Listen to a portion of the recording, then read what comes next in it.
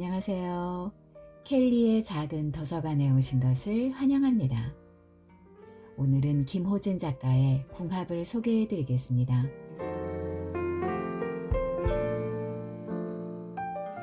궁합은 맞을라나? 그게 무슨 소용있노? 지들 좋으마 고만이제. 니 뭔 말하노? 짐승도 궁합이 맞아야 혼례한다 아이가. 궁합이 나쁘마 마강 파이라카이.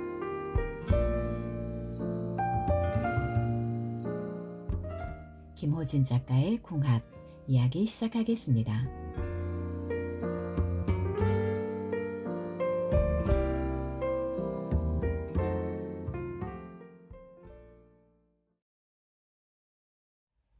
고약타. 지천어른이 놀란 낯으로 중얼댄 혼잣말이다. 덕배와 하루꼬의 심상찮은 운세 때문이다. 혀를 쯧쯧 차고 나서 덧붙인 다음 말은 섬뜩하다. 신랑은 버들이고 신부는 배락이라. 지천어른은 그 괴사를 이렇게 푼다.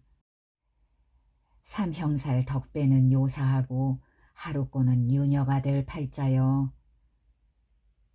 덕배는 일찍 죽고 하루꼬는 색주가의 논단이가 된다니 기가 막힐 일이다.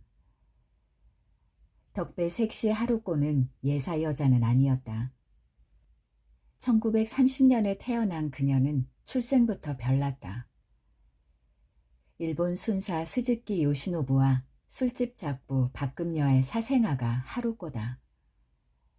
서출에다 일본 남자의 피가 섞인 반종. 이게 하루꼬가 세상에 메고 나온 출생의 굴레였다. 사람들은 그녀를 서출이라고 차별했고 반종이라고 업신여겼다. 미색은 보기 드물 정도로 빼어났다. 살구빛 오련이 감도는 얼굴하며 여염하기는 여느 양갓집 규수 못지 않았다. 정수리에서 목덜미를 타고 내린 선의 굴곡은 유난히 매끈둥했고 미소라도 살짝 띄면 작고 오긋한 입술이 더없이 고혹적이었다. 요염하기가 이를 데 없었던 그녀의 그때 나이가 22살. 바야흐로 방창했다. 하루꼬는 스즈키 요시노부 덕에 국민학교를 졸업하고 고등여학교도 2학년을 마쳤다. 그 시절 농촌 여자로는 보기 드문 학력이었다. 그런 하루꼬를 덕배 아내로 운명 지은 것은 일본의 패전이었다. 천황이 항복하자 요시노부는 본처 식구들만 데리고 본국으로 도망쳤다.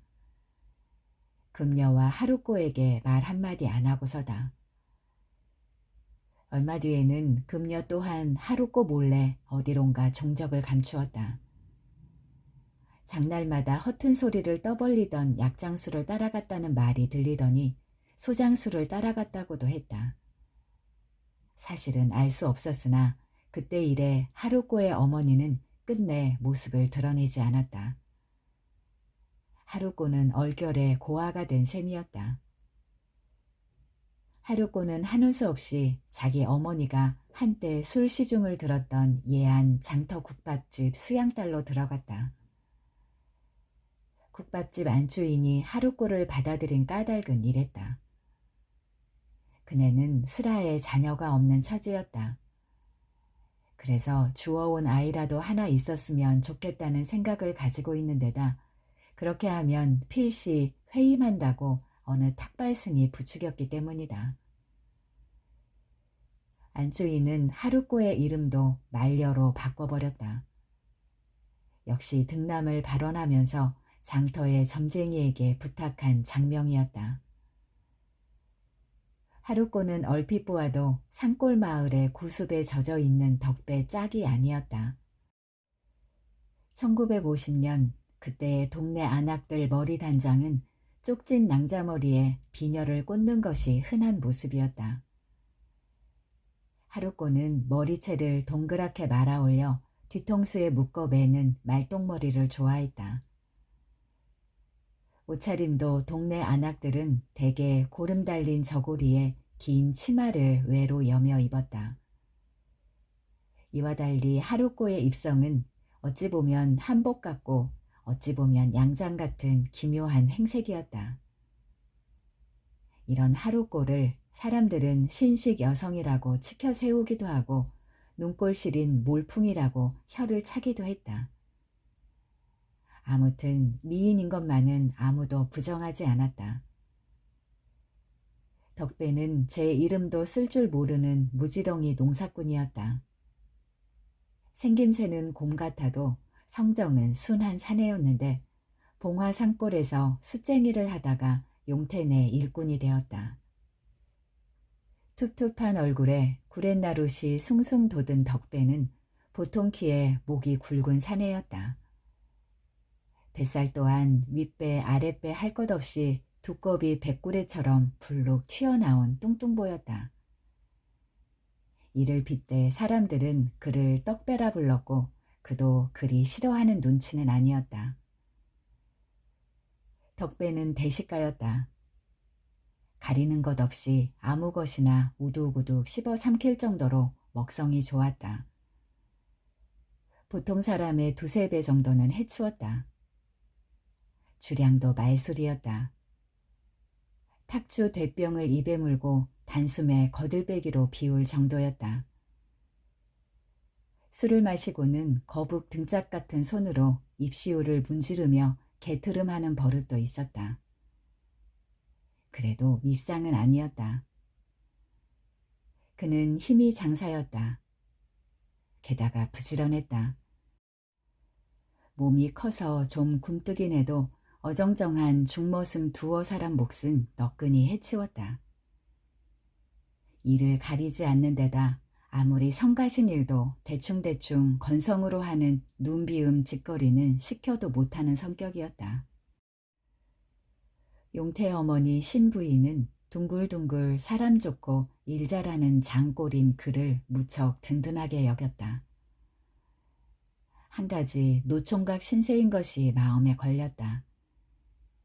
이를 딱히 여긴 부인은 하루꼬와 짝을 지어 자기네 집 방앗간 방에다 살림을 차려주었다. 번번한 세간 하나 없는 궁색한 살림이어도 덕배는 날듯이 신바람이 났다. 1950년 입춘 무렵 예안 장날이었다. 신부인과 13살 용태가 장터 국밥집을 들렀다. 안주인이 큼직한 놋대접에 가득 담은 육개장 2그릇을 내놓으며 혼담을 꺼냈다. 아지매요, 말려 신랑감 하나 구해주이소. 사근사근 감치는 목소리가 중년 여인답지 않게 저기 곰살가웠다. 기름진 얼굴에 눈꼬리가 축 처진 그네는 몹시 심술궂고 변덕스러운 관상이었다. 잔소리도 꽤나 심할 듯 싶었다. 고년이 웃자다가 벌써 20살 아이겨. 꼴에 사내들이 어짜 꿰는지 정지에서 끌어안는 놈도 있고 못 살겠니더. 글쎄 여편네가 멀쩡한 엿쟁이와 새우쟁이도 넘본다 카이요. 꼴 같지 않은 것들이 내 참 우스워서. 어이가 없다는 듯 콧방귀를 낀 안주인은 입꼬리를 셀쭉거리며 열불을 냈다. 예안 장터라면 이 고장에서는 가장 개화된 곳이고 오사리 잡농 같은 별 짓궂은 사내들이 들끓는 곳이다. 유지라는 놈들도 막한 간니도. 날매동화가 말려를 술상머리에 앉힌다 아이겨. 벨꼴 다 본다 카이요. 겉은 멀끔하면서도 속은 시꺼매가지고 내 참 기가 막히서. 안주인의 이 말은 다 둘러대는 핑계다. 그녀가 하루꼴을 시집 보내는 숨겨진 이유는 장날에는 쇠전에서 쇠살주 노릇이나 하며 구전을 뜯고 무신날은 투전판을 드나들며 개평이나 뜯는 남편에게 있었다. 똥짤막한 좀생이 볼품에 이 끝은 어둡고 주변머리가 없어 자기 밥벌이도 못하는 남편이었다. 주제에 술만 마시면 꼴값 떠는 볼성이 못마땅했는데 어느 날 딸기코를 하루꽃 턱에 들이밀고 해롱대는 주책이 이만저만이 아니었다. 니 참 곱데이. 웃자마 이래 예쁘노. 남편은 느물느물 말을 뭉개어 혀짜레기 소리를 냈다. 그 안 입고 온 광경을 도끼 눈으로 엿본 안주인은 입을 한 뼘이나 내밀고 구시렁댄다. 지랄 떨고 있네. 맹색이 아부지락 하면서 사내들은 막항 짐승이라 카이. 그러고는 하루꼴을 당장 시집 보내기로 마음먹었다. 딸내미 모색이 고와도 여간 고와야제. 신부인이 덕담을 했다. 신부인 덕담에 공무된 안주인 입심이 더욱 걸쭉해진다. 아이고 곱기는 뭐가 곱니껴. 그런 말씀 마시고 위에 둥둥 짝을 하나 구해주이소. 차일피 가닥하는 말려 팔자 망칠 것 같니더. 저짝 보이소. 조놈 주먹고도 말려 꿰러 왔니더. 진저리를 친 그녀는 경계하는 눈빛으로 마당 쪽을 가리켰다. 그녀 눈길이 닿는 곳에 25 안팎의 한 의뭉스런 사내가 버정이고 있었다. 두 손을 소매자락에 꽂아 팔짱을 낀 채다.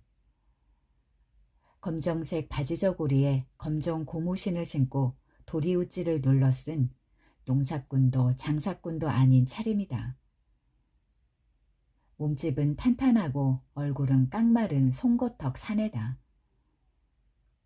툭 튀어나온 눈망울을 연신 떠부럭거리는 뭔가 분노에 찬 기색이 섬뜩한 그 사내는 돌처럼 굳은 얼굴이다.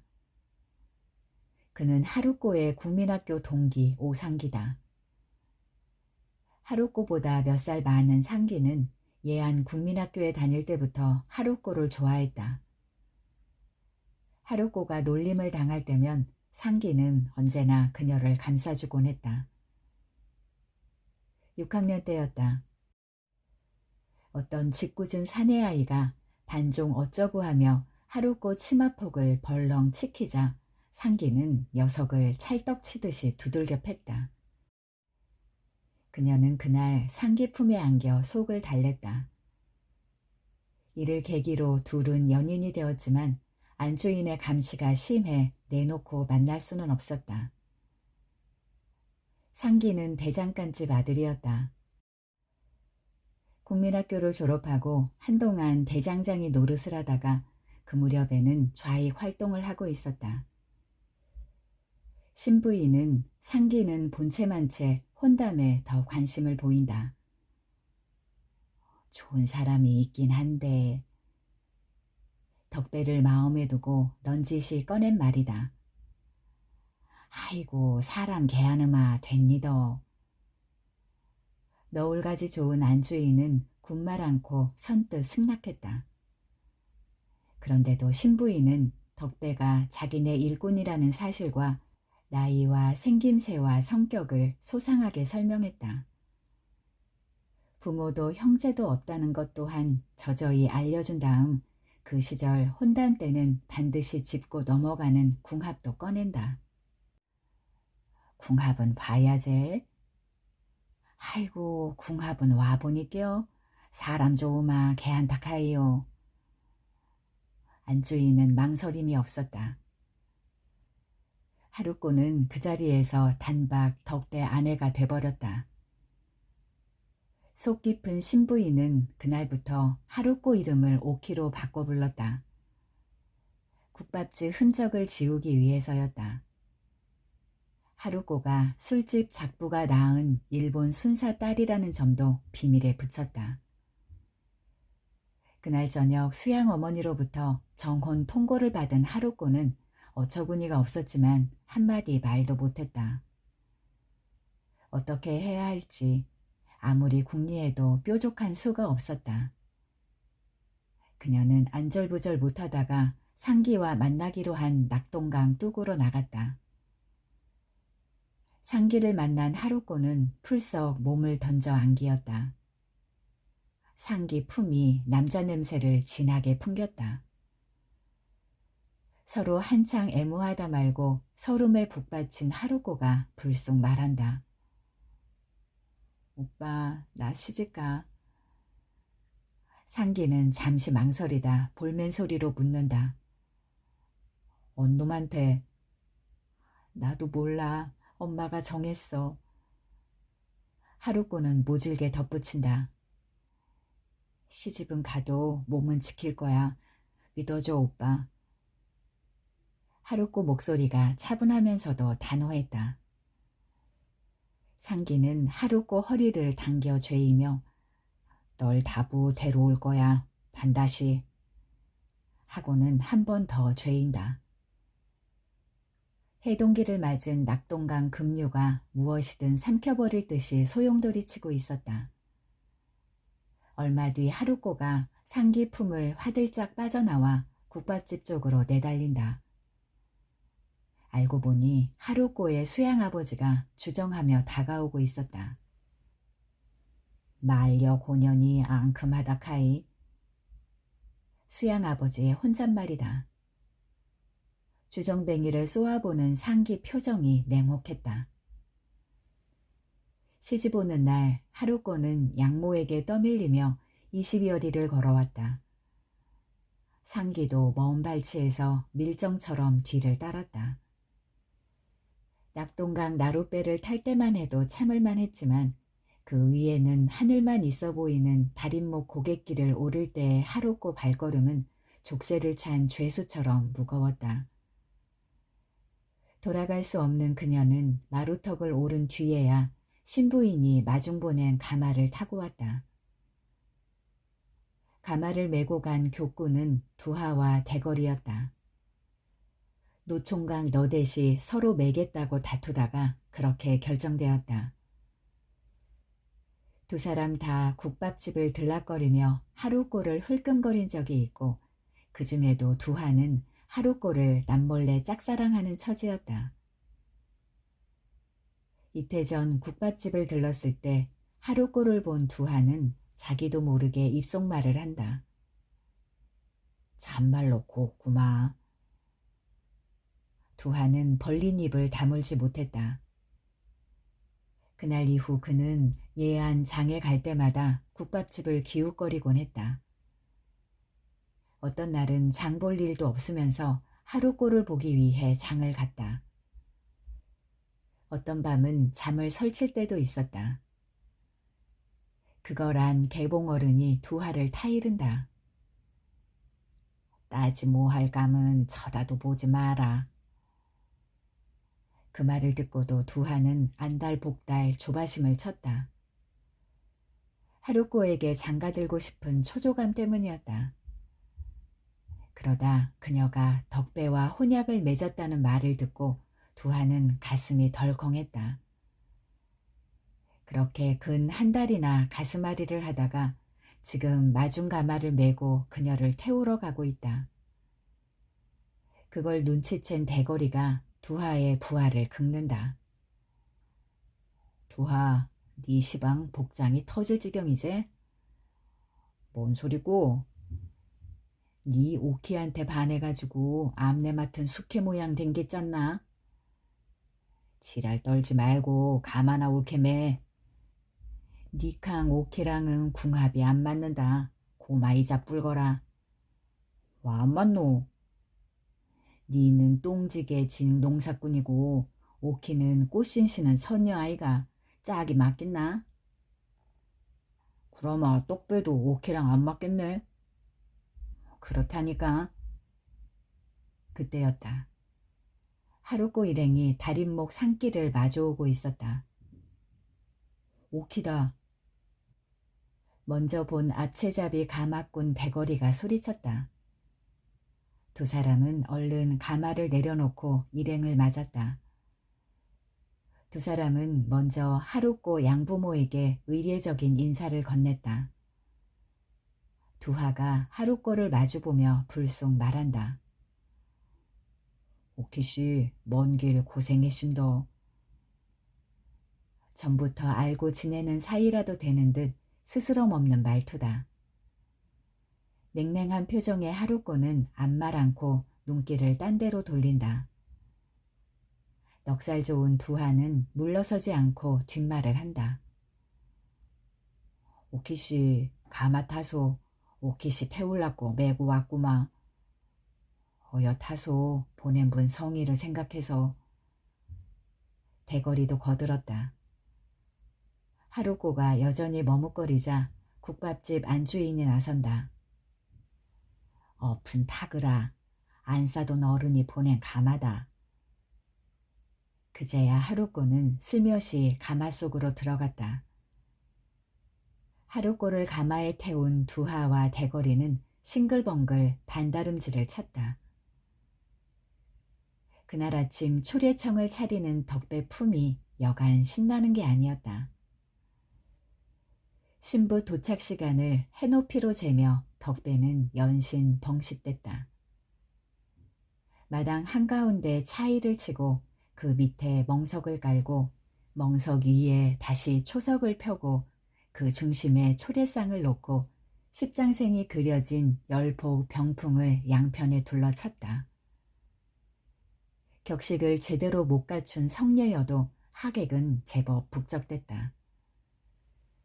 국밥집 수양딸이라는 말도 묘하고 대부분의 마을 사람들은 국밥집을 한두 번 들른 적이 있어 하루꼬에 대한 관심은 이래저래 달아오를 수밖에 없었다.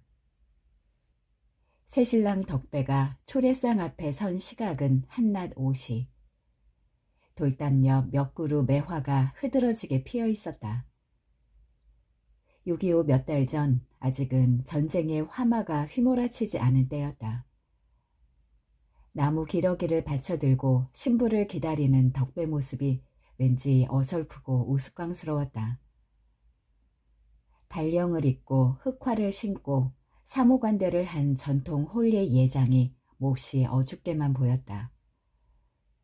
그 차림이 너무 생소한 데다 꽃같은 하루꼬를 아내로 맞는 감격을 덕배로서는 가눌 수 없었기 때문인지도 모른다. 그 모습을 본 민머리 노총각 판수가 우스갯소리를 한다. 덕배 네 모냥난다. 시샘 섞인 능질거리는 말투였다. 사람들이 키들댔다.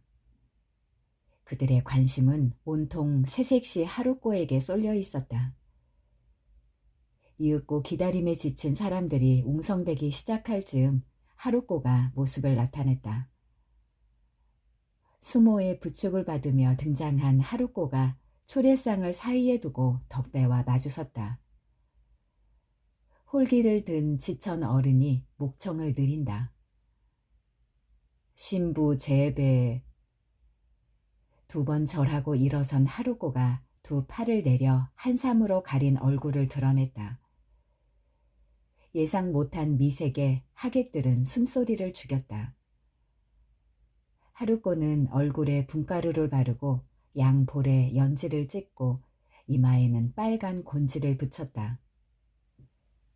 녹이 홍상을 입고 그 위에 화롯을 걸치고 굿을 달고 용잠 꽂은 족두리까지. 그녀는 실로 눈이 부셨다. 그때였다. 가슴 졸이고 지켜보던 한 남정네가 참았던 탄성을 신음하듯 뱉는다. 꽃도 저런 꽃은 없지. 취한 목소리에 다른 남정네가 맞장구를 친다. 꽃이 아니라 선녀다. 곰과 선녀가 혼인하는 것 같다 카이. 이번에는 어떤 안악이 잠옷 심통스런 어투로 좀 얄만궂게 구시렁댄다. 아이고 내 눈에는 불엿이 구미 오갔구마. 속옷 속에 숨가놓은 노랑 꼬랑지가 보인다 카이. 앵도 같은 입술 부리도 요상 싫었고. 답배를 끝낸 덕배가 하루꼬에게 술잔을 건넨다. 굴뚝 같은 콧구멍을 벌렁거리는 것이 몹시 긴장한 모양이다. 상기도 구경꾼 틈에 섞여 덕배와 하루꼬를 쏘아보고 있다. 이글거리는 눈빛하며 질투와 분노에 몸을 떨고 있는 모습이다. 당장 하루꼬를 낚아채 달아나고 싶어도 좌익 신분이 탄로날까 짐짓 조심하는 기색이다.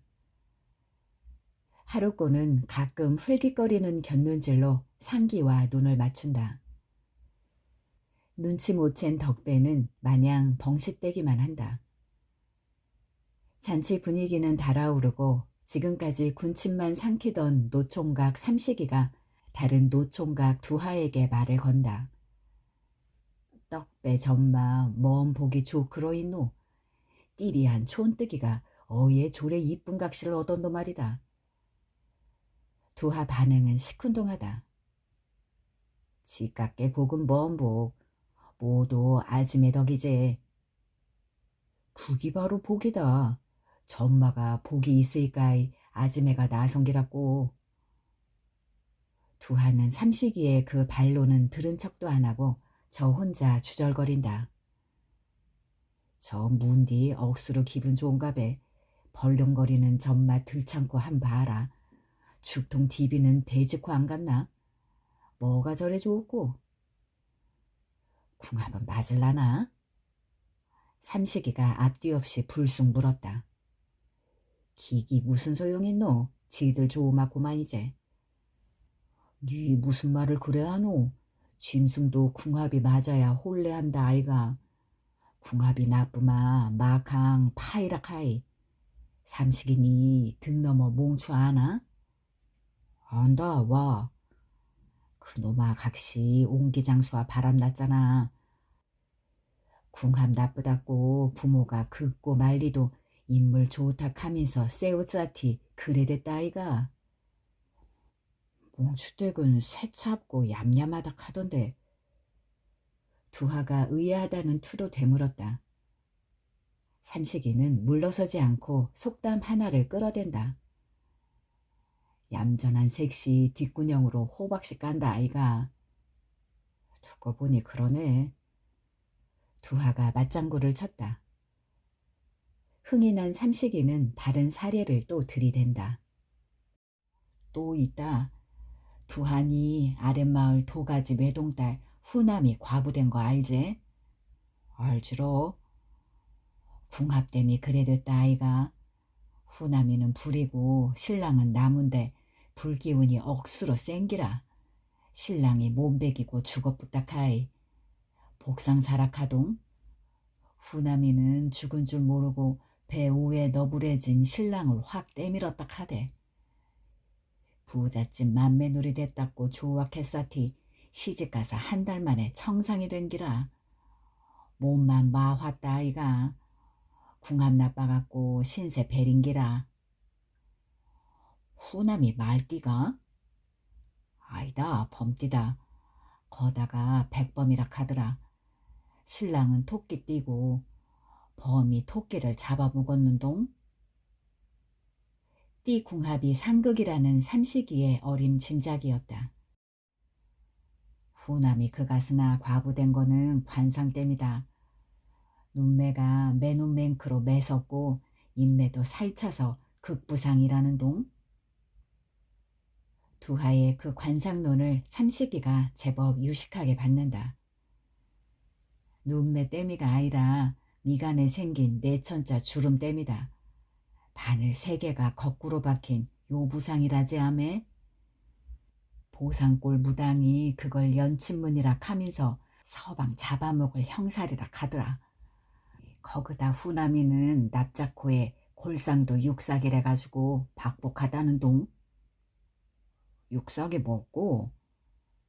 두하가 물었다. 육각지게 모가 난 골상이다. 얼굴 6군데가 삭도로 깎은 거맹구로 생긴 거를 말한다. 그러고 보이 후남이 머리통은 삐쭉하고 코끝은 뾰족하고 턱주가리는 빼쪽하고 광대뼈는 옹이맹크로 볼록 솟았다 아이가. 두하의 맞장구를 듣고 삼식이가 덧붙인다. 무당이 그런 관상은 족두리도 써보지 뭐하고 과부된다 카더라. 두하는 삼식이의 그 말을 고지 듣지 않는다. 후남이는 마음씨도 곱고 착한데. 사람 팔자는 그런 거랑 상관없다. 두하니 배나들로 시집간 새떡골 분자 알제?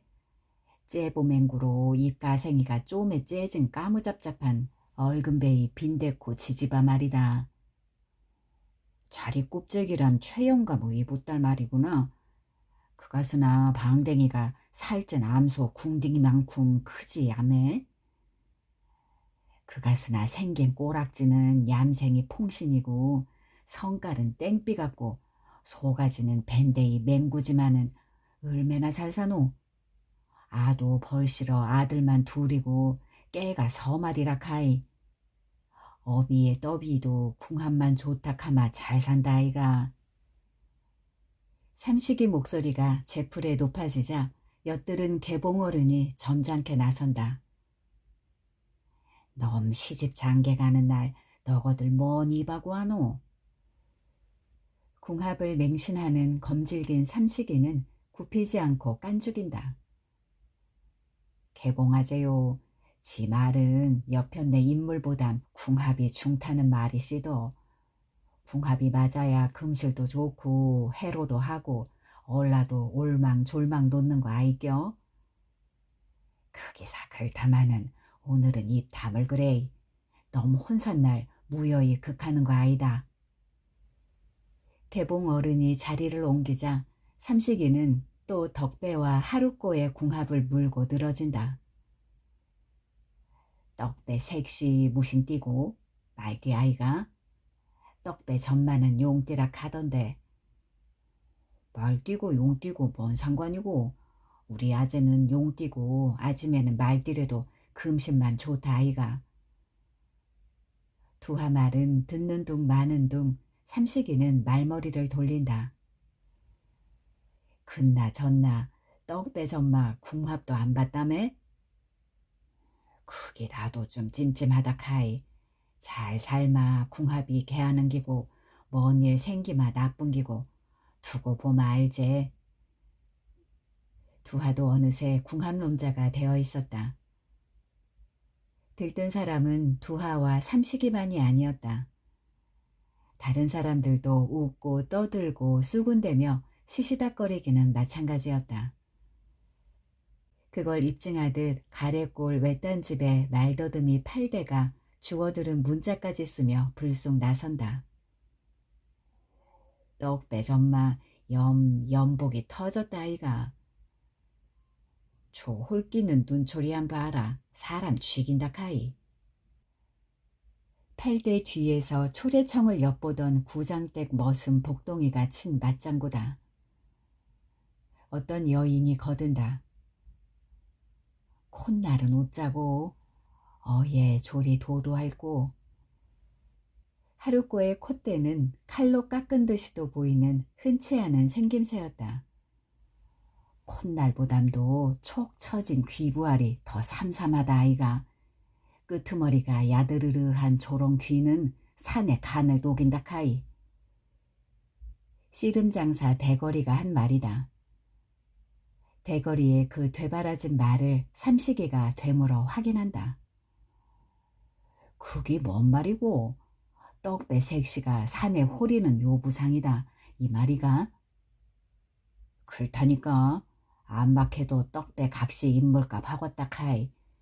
살림은 안 하고 여신 아짝에 구리무나 찍어 바르고 실눈썹이나 그리 붙이고 엉덩짝을 실록이면서 무시로 예한 장터나 들락거릴 끼다. 두고 봐라. 떡배 전마 낙동강 오리알 될 끼다. 대거리의 대꾸는 거의 악담 수준이었다.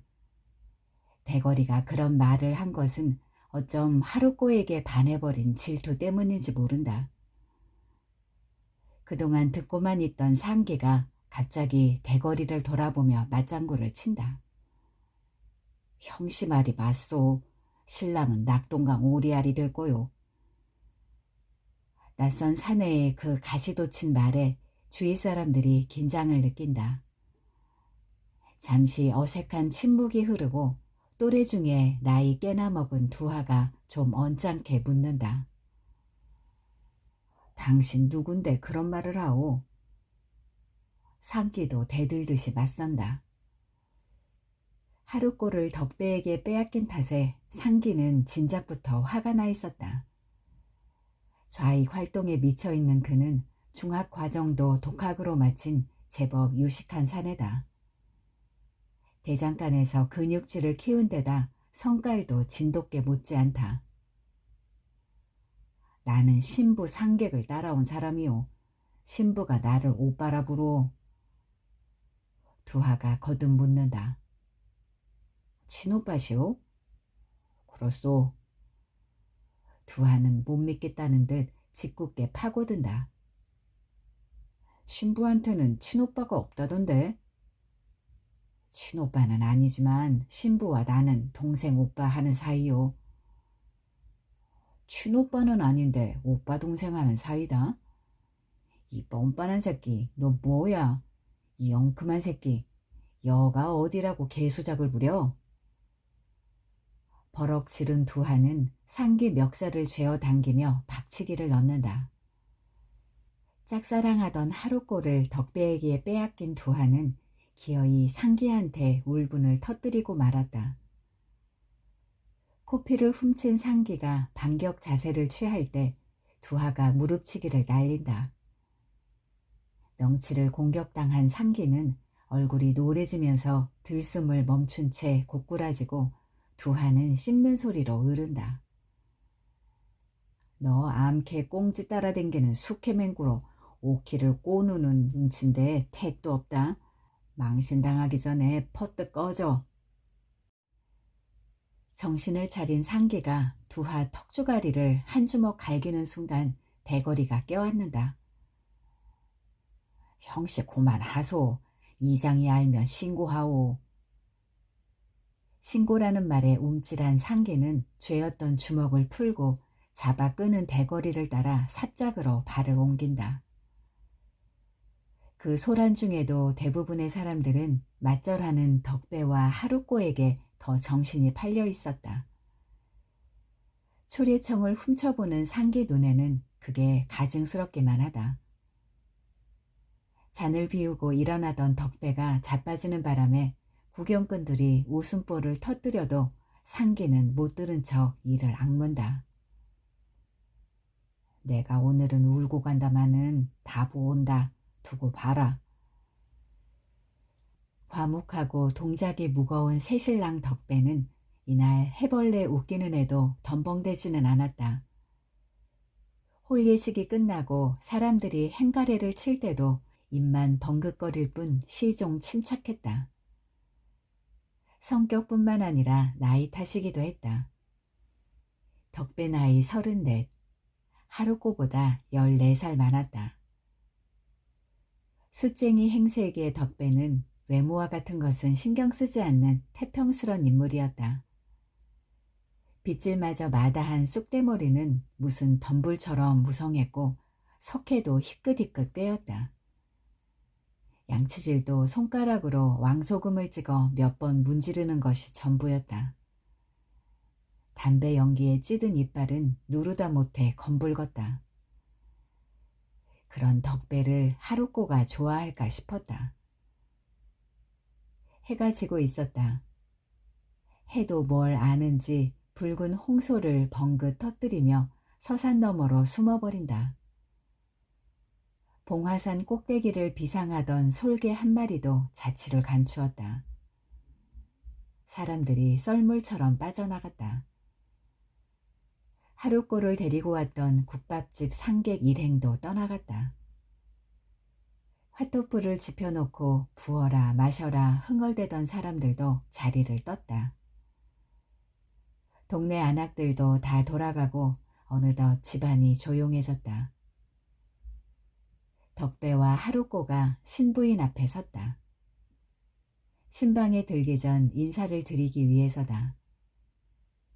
시집 온 신부가 처음으로 시어른에게 올리는 구고례와도 같은 의례다.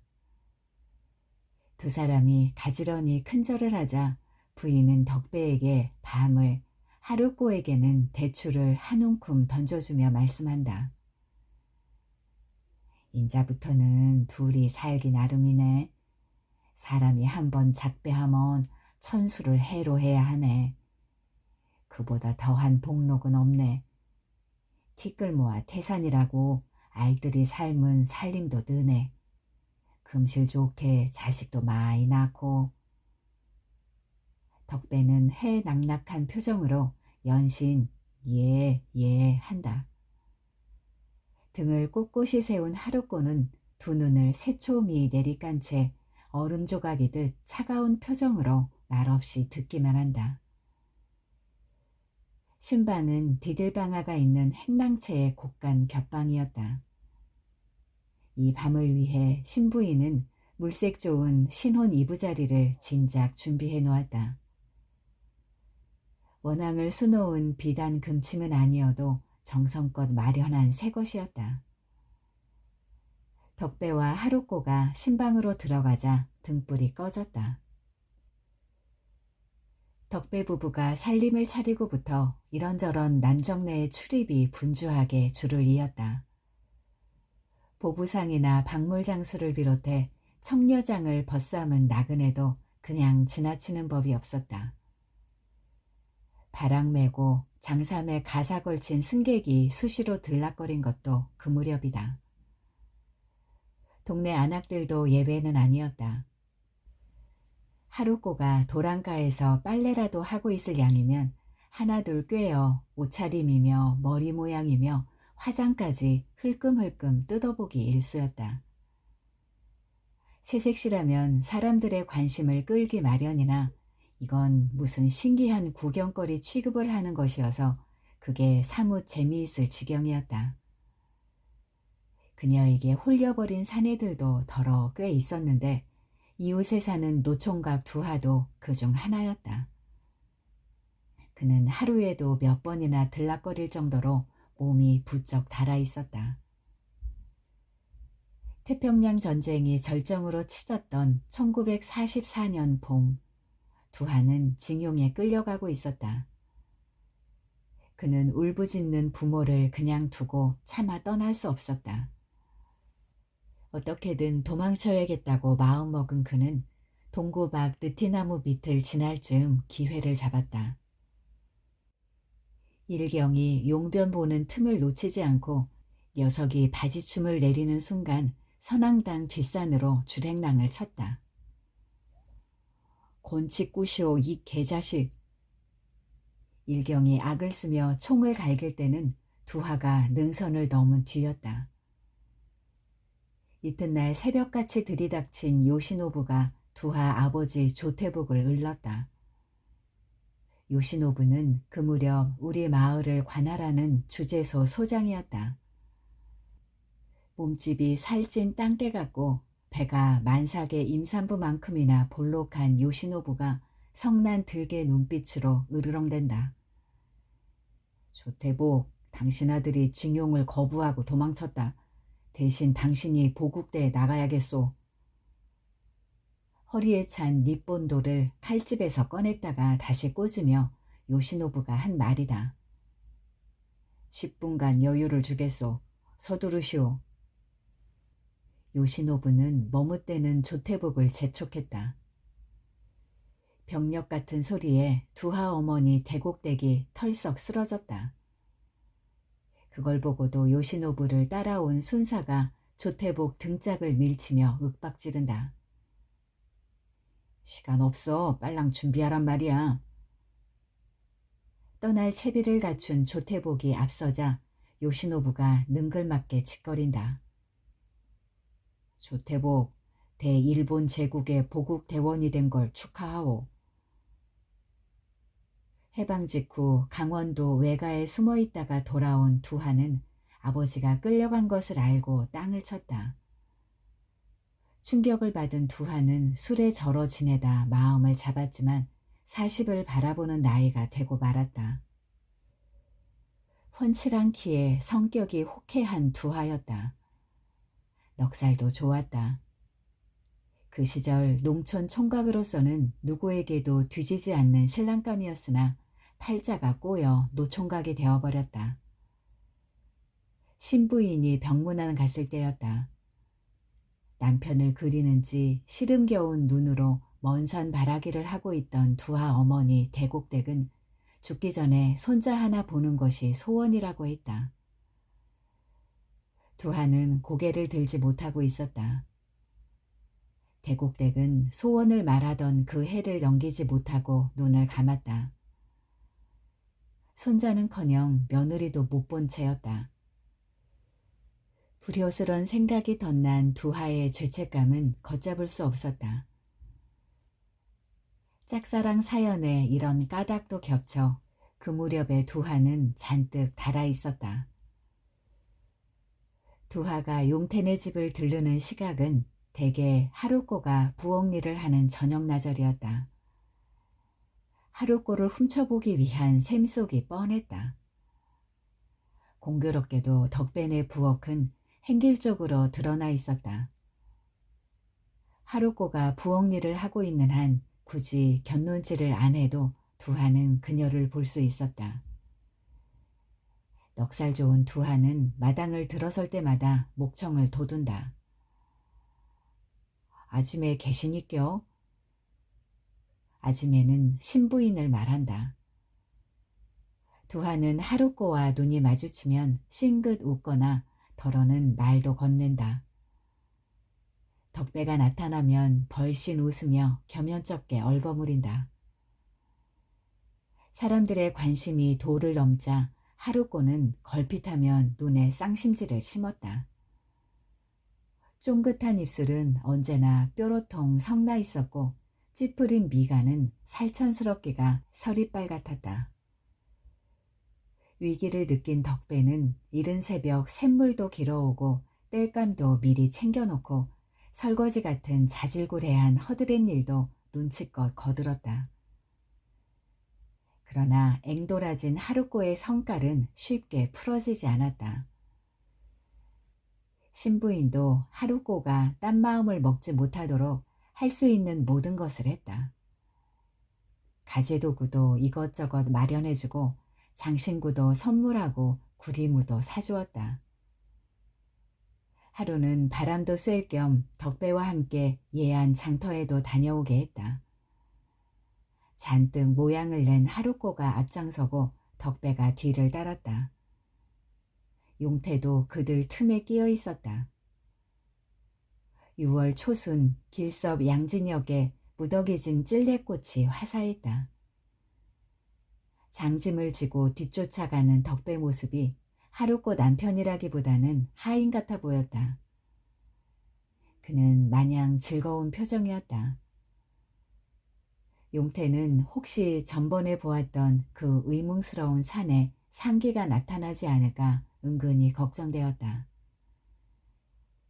예안 장터에 도착한 일행은 덕배가 지고 간 콩 서마를 곡물상에 팔아넘기고 국밥집을 들렀다. 인사를 올리고 국밥을 먹는데 마당에서 상기가 녹일 듯이 노려보고 있었다. 질투심에 불타는 성난 눈이었다. 상기와 눈이 마주친 하루꼬는 얼굴이 빨개졌고 눈치 못 챈 덕배는 국밥만 정신없이 먹어댔다. 그릇을 비운 덕배는 장보기를 하겠다며 먼저 일어섰다. 한식경 뒤 예안 국민학교 정문에서 만나자는 말을 남기고다. 밖으로 나온 하루꼬가 난전을 기웃거리는데 불쑥 나타난 상기가 낚아채어 끌었다. 번뜩이는 상기 눈빛이 뒤이어 벌어질 일을 짐작해 했다. 상기가 하루꼬를 데리고 간 곳은 덕배와 만나기로 한 국민학교였다. 두 사람은 학교 안으로 들어가고 교문 돌계단에 앉아있던 용태가 지루함을 느낄 즈음 덕배가 나타났다. 용태야, 누구 어디 갔노? 덕배가 심상찮은 눈길로 의심스레 물었다. 용태는 고지곳대로 말할 수가 없어 운동장대로 손짓을 했다. 금세 얼굴색이 변한 덕배는 눈썹을 빳빳이 세우고 미간 주름을 잡으며 학교 안으로 다름질을 쳤다. 장복이 등짐을 진 채였다. 휴일이어서 운동장은 한산했다. 셰퍼드 크기의 흰둥이 숙회와 검둥이 숙회가 발정난 누런 암캐를 따라다닐 뿐이었다. 서로 다투며 암캐 꽁무니를 쫓다가 기회를 잡은 흰둥이가 선수를 친다. 놈은 재빠르게 암캐 등을 올라탔다. 그걸 본 검둥이가 흰둥이 뒷다리 사이에 주둥이를 집어넣고 뭔가를 필사적으로 물어뜯었다. 흰둥이가 비명을 치며 나동그라졌다. 덕배는 거들떠보지도 않는다. 흰둥이는 대굴대굴 구르고 적수를 쓰러뜨린 검둥이는 주둥이를 쳐들고 포효한다. 두 귀가 우뚝하고 양 어깨가 쩍 벌어지고 부라리는 눈에는 살기가 넘치는 진돗개 비슷한 잡종개였다. 덕배는 운동장을 훑어보기 바쁘다. 아무리 둘러봐도 가늘게 들리는 풍금소리만 한낮에 정막을 흔들 뿐 상기와 하루꼬는 그림자도 없다. 다급해진 덕배가 안달을 치는데 운동장 귀서리에 허술한 창고가 얄궂게 뻐석거렸다. 냅다 달려간 덕배가 발을 멈추는 순간 창고 안에서 여자 웃음소리가 간지게 났다. 하루꼬였다. 흥분한 덕배는 몸을 날려 널빤지 문짝을 단박에 부쉈다. 덕배를 따라 들어온 햇살이 상기와 하루꼬를 숨김없이 비추었다. 땀으로 젖은 상기 가슴팍이 6월의 한낮 햇살을 받아 구릿빛으로 번들거렸다. 저고리 고름이 끌러진 하루꼬는 드러난 젖무덤을 감추기에 바쁘다. 그런 경우 보통 여자들이 흔히 나타내는 수치심은 엿볼 수 없었다. 이 개자식? 덕배가 이빨을 드러내며 으르렁댔다. 덕배는 등짐을 팽개치듯 내려놓고 설불 맞은 멧돼지처럼 돌진했다.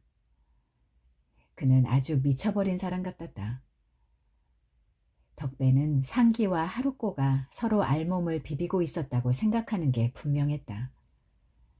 덕배는 바지춤을 엉거주춤 잡고 있는 상기 삿개에 무릎치기를 서너 번 질렀다. 고꾸라진 상기가 허리띠를 매며 일어서는 순간 이번에는 엎어치기로 메어 꽂았다.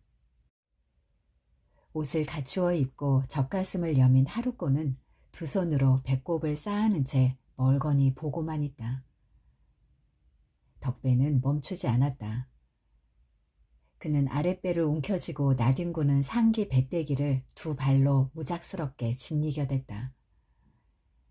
갈비뼈가 부서지고 창자가 붉어져 나올 것만 같았다.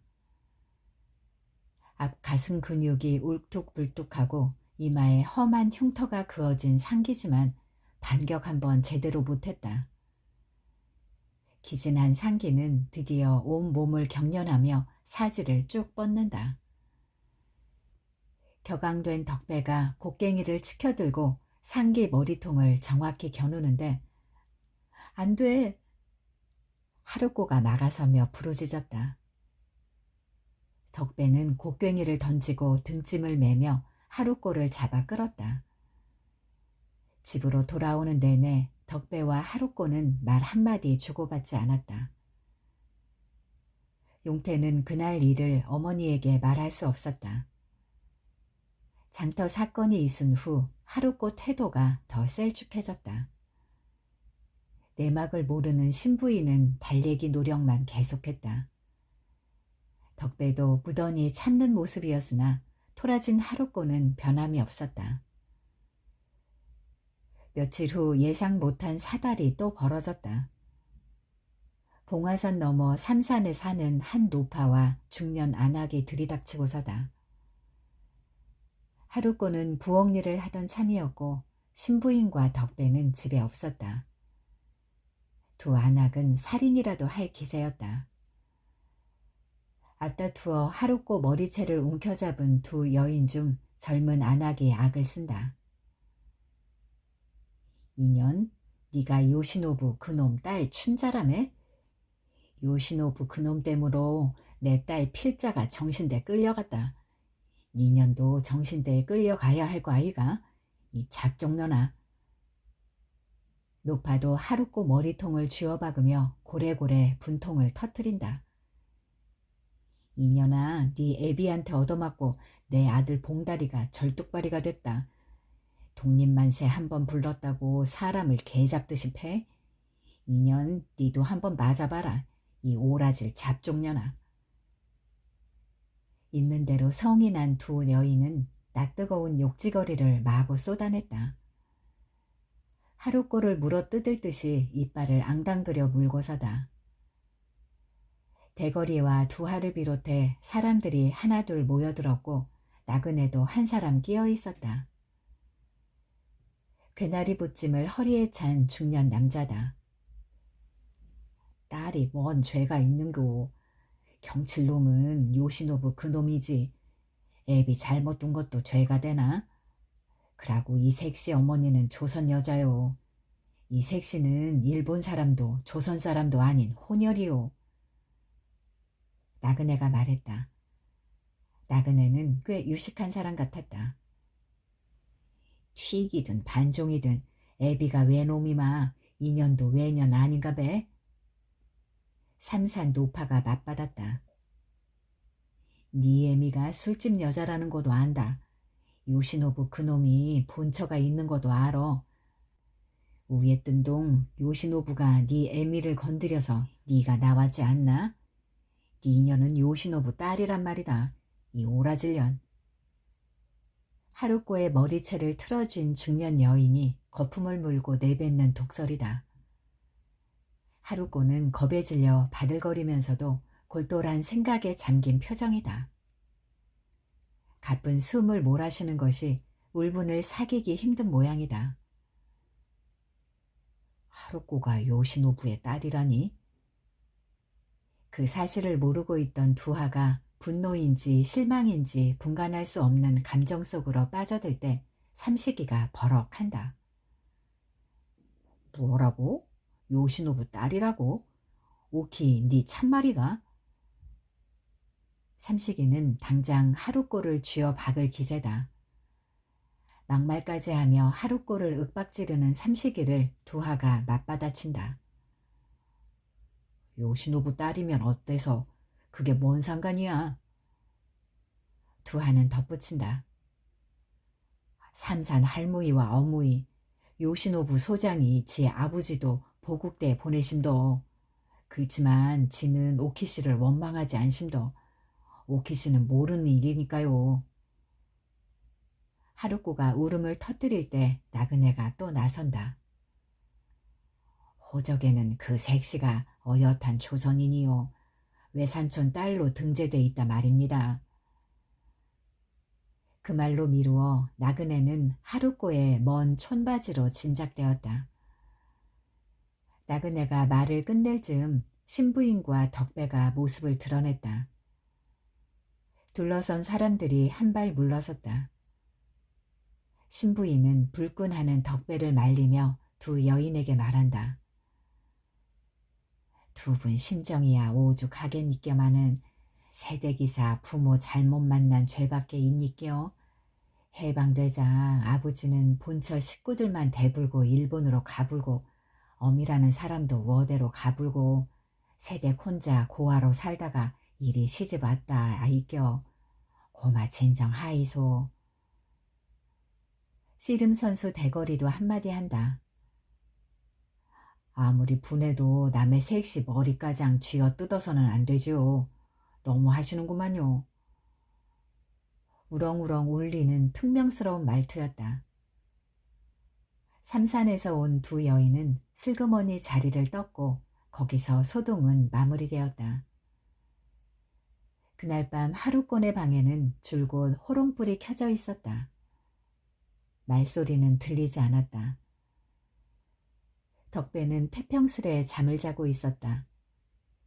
성깔이 난 하루꼬는 분에 받쳐 뜬 눈으로 밤을 새고 있었다.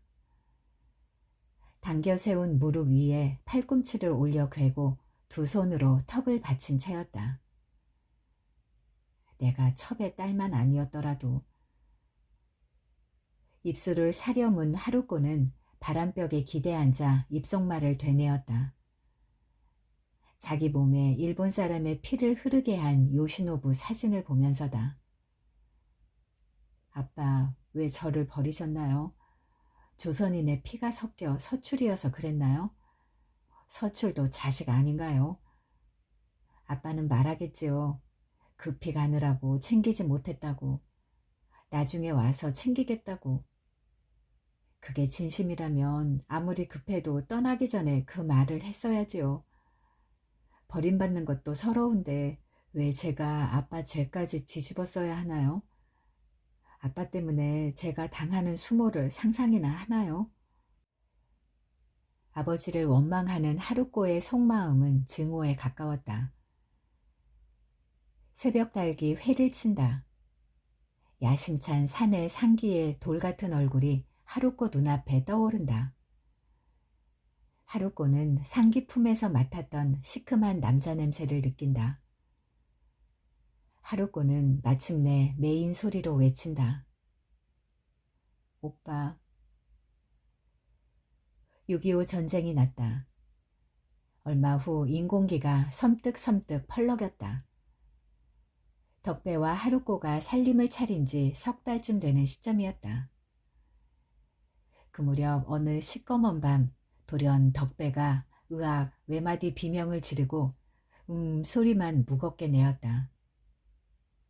뒤이어 들리는 떡 맺히는 소리가 간담을 서늘케 했다.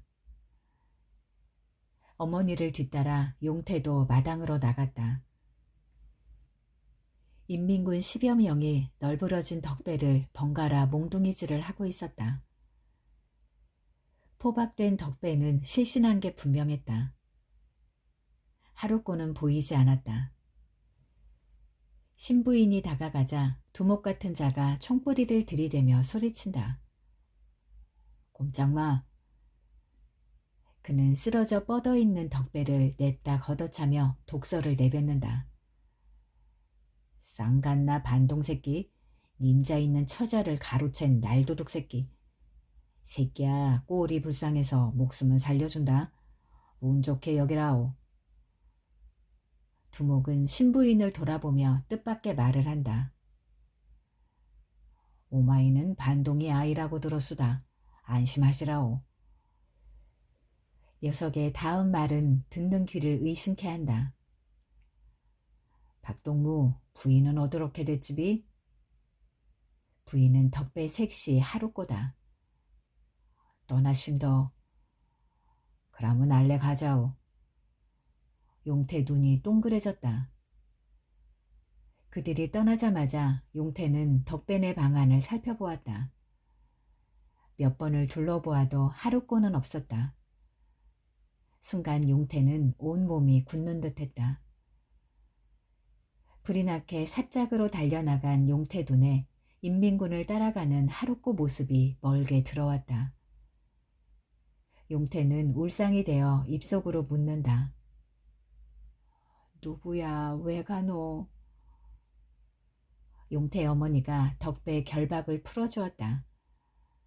덕배는 땅바닥에 퍼질러 앉은 채로 꺽꺽 목구름을 삼킨다. 감정에 푹 받쳐 어깨숨을 몰아 쉬면서다. 어디선가 소쩍새가 서럽게 울어댔다.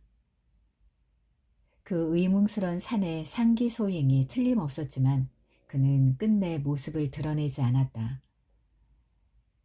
덕배의 순환은 거기서 멈추지 않았다. 더 끔찍한 불행이 그를 기다리고 있었다.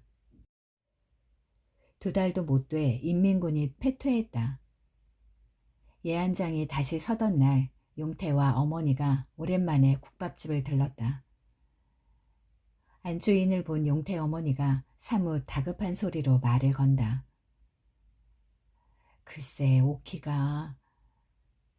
안주인 반응은 뜻밖이었다. 그녀는 지레 죄지은 표정으로 변명 같은 말을 군소리하듯 늘어놓는다.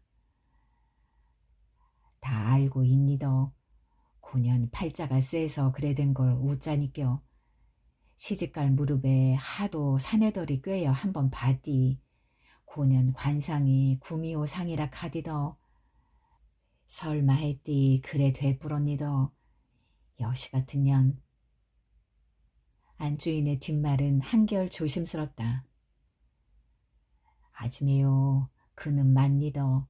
아지매가 좋은 사람 있다고 하시던 날 마당에 있던 놈. 그 놈이 꾸민 일이라 카이요. 우라질 놈. 상기를 두고 하는 말이었다. 용태 어머니가 차분히 묻는다. 어예 알았는고.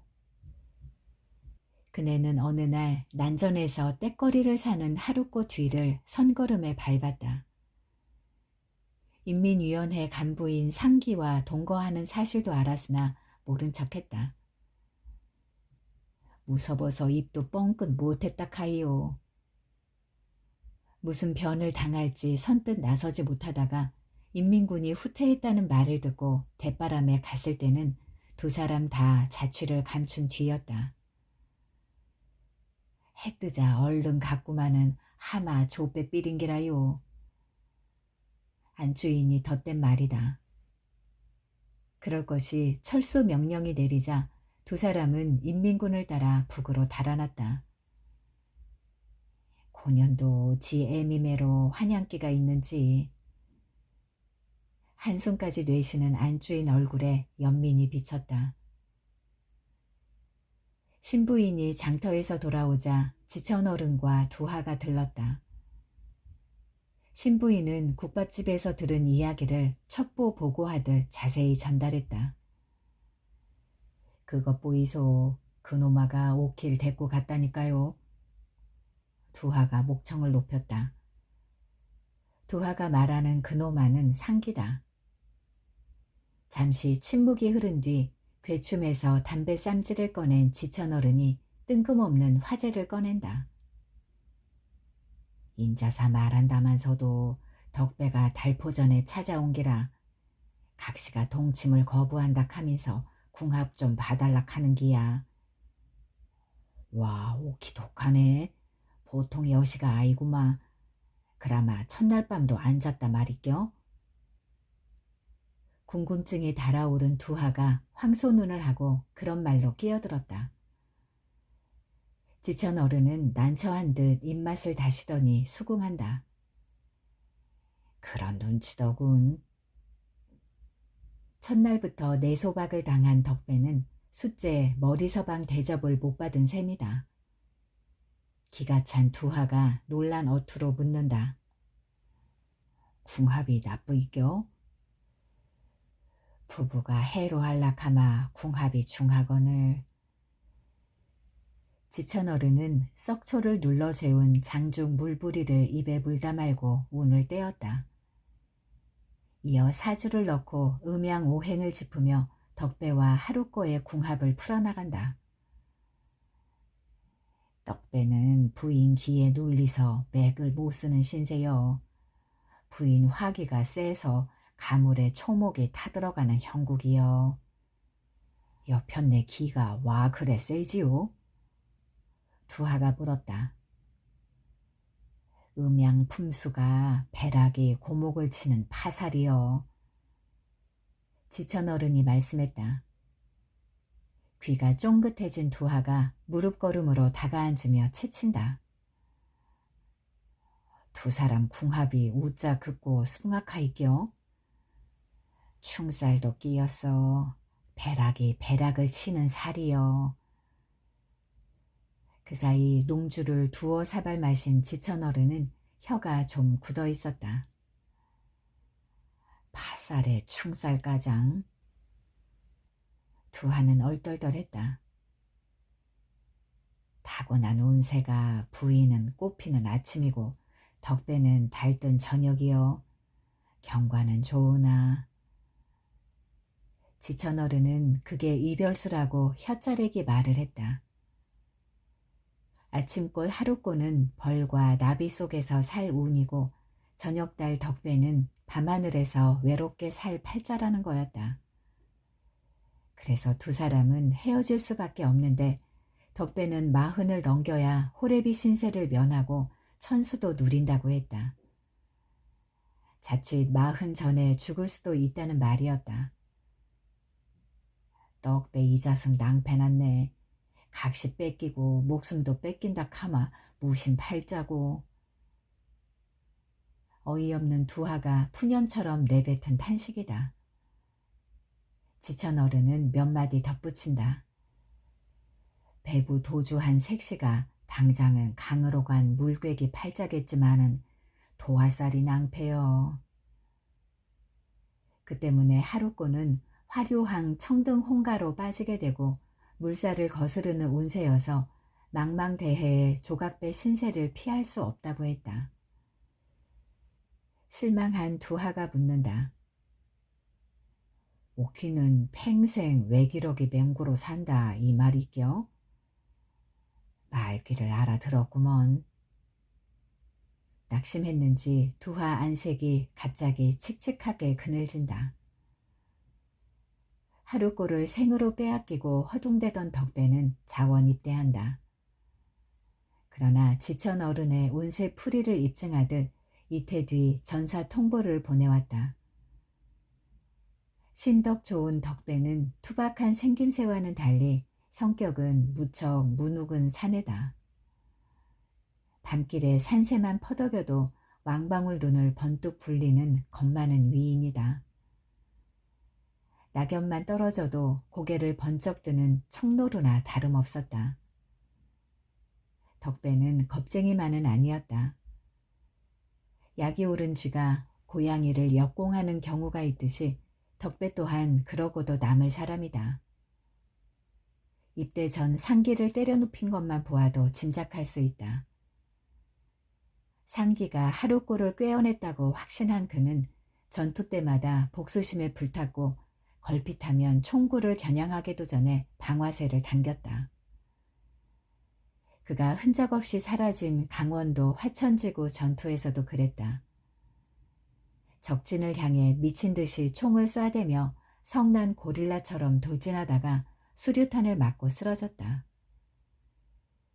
전투가 끝난 후 후방 집결지로 퇴각한 소대장은 덕배를 전사자로 처리했다. 시신 수습은커녕 생사 확인도 못한 채였다. 덕배가 선자와 짝을 맞추었다면 잘 살지 않았을까? 궁합과 상관없이 선자의 사람들만 봐도 그러했을 터다. 제산에서 용태네 집에 온 선자는 신부인의 친정 쪽 손녀뻘이었다.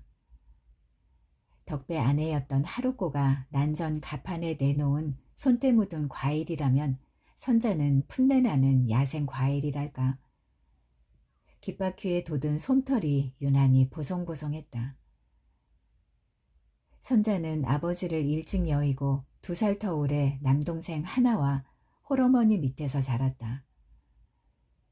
수줍음이 많아 어른들이 나이만 물어도 금세 얼굴이 빨개지곤 했다.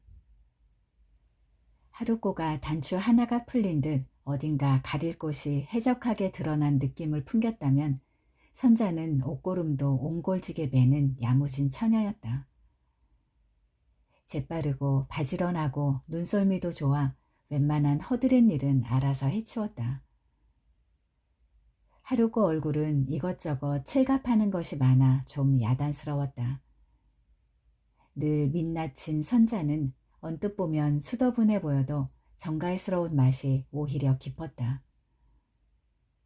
겉모습만 보면 선자는 하루꼬에 비할 바가 못됐다. 몸매가 작고 땅땅한 데다 목이 짧고 종아리도 짜리몽땅해서 별로 돋보이는 데가 없었다.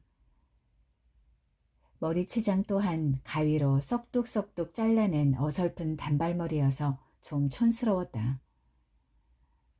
선자는 타고난 심성이 착한 데다 15이라는 나이 자체가 아름다움 이상의 앙증맞은 매력이었다. 인사성도 밝고 걸음걸이도 사분사분 조심스러웠다. 언제나 나붓이 꿇어앉는 다소곳한 자태 또한 그지없이 무구했다.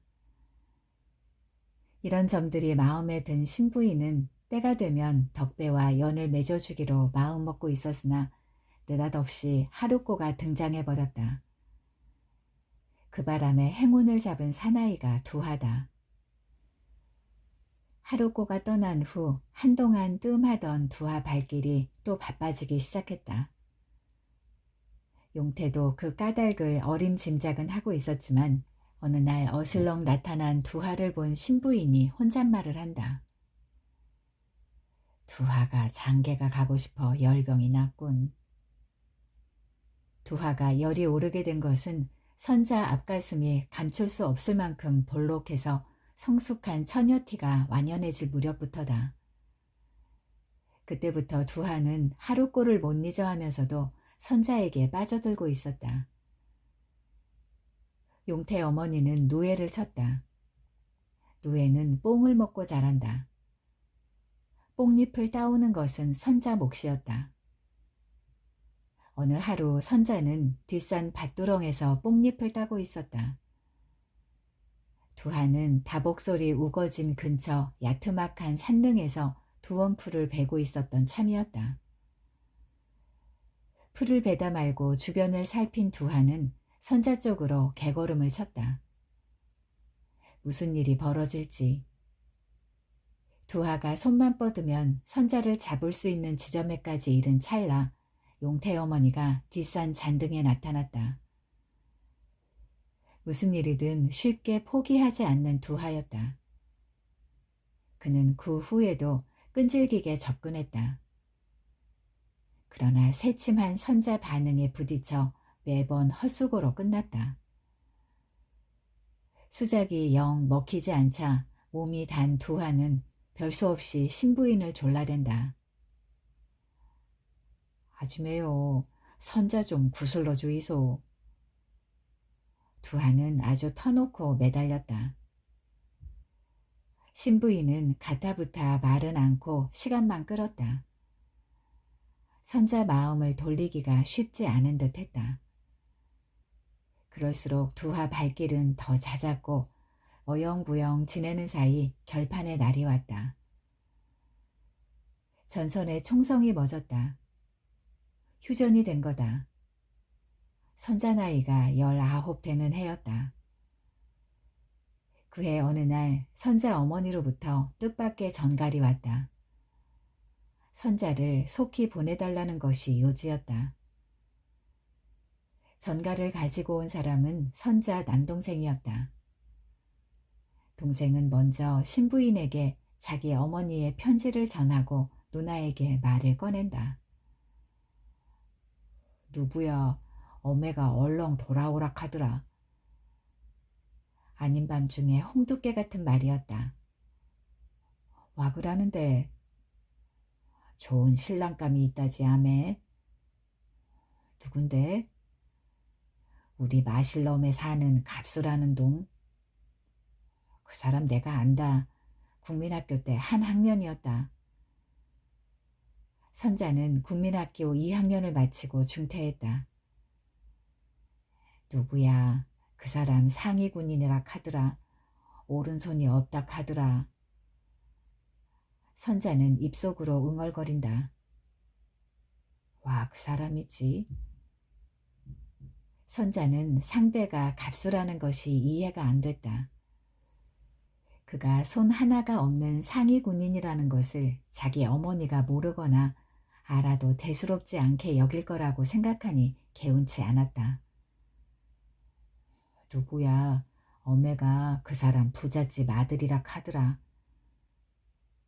그제야 선자는 갑수를 택한 까닭을 대강 짐작할 수 있었다.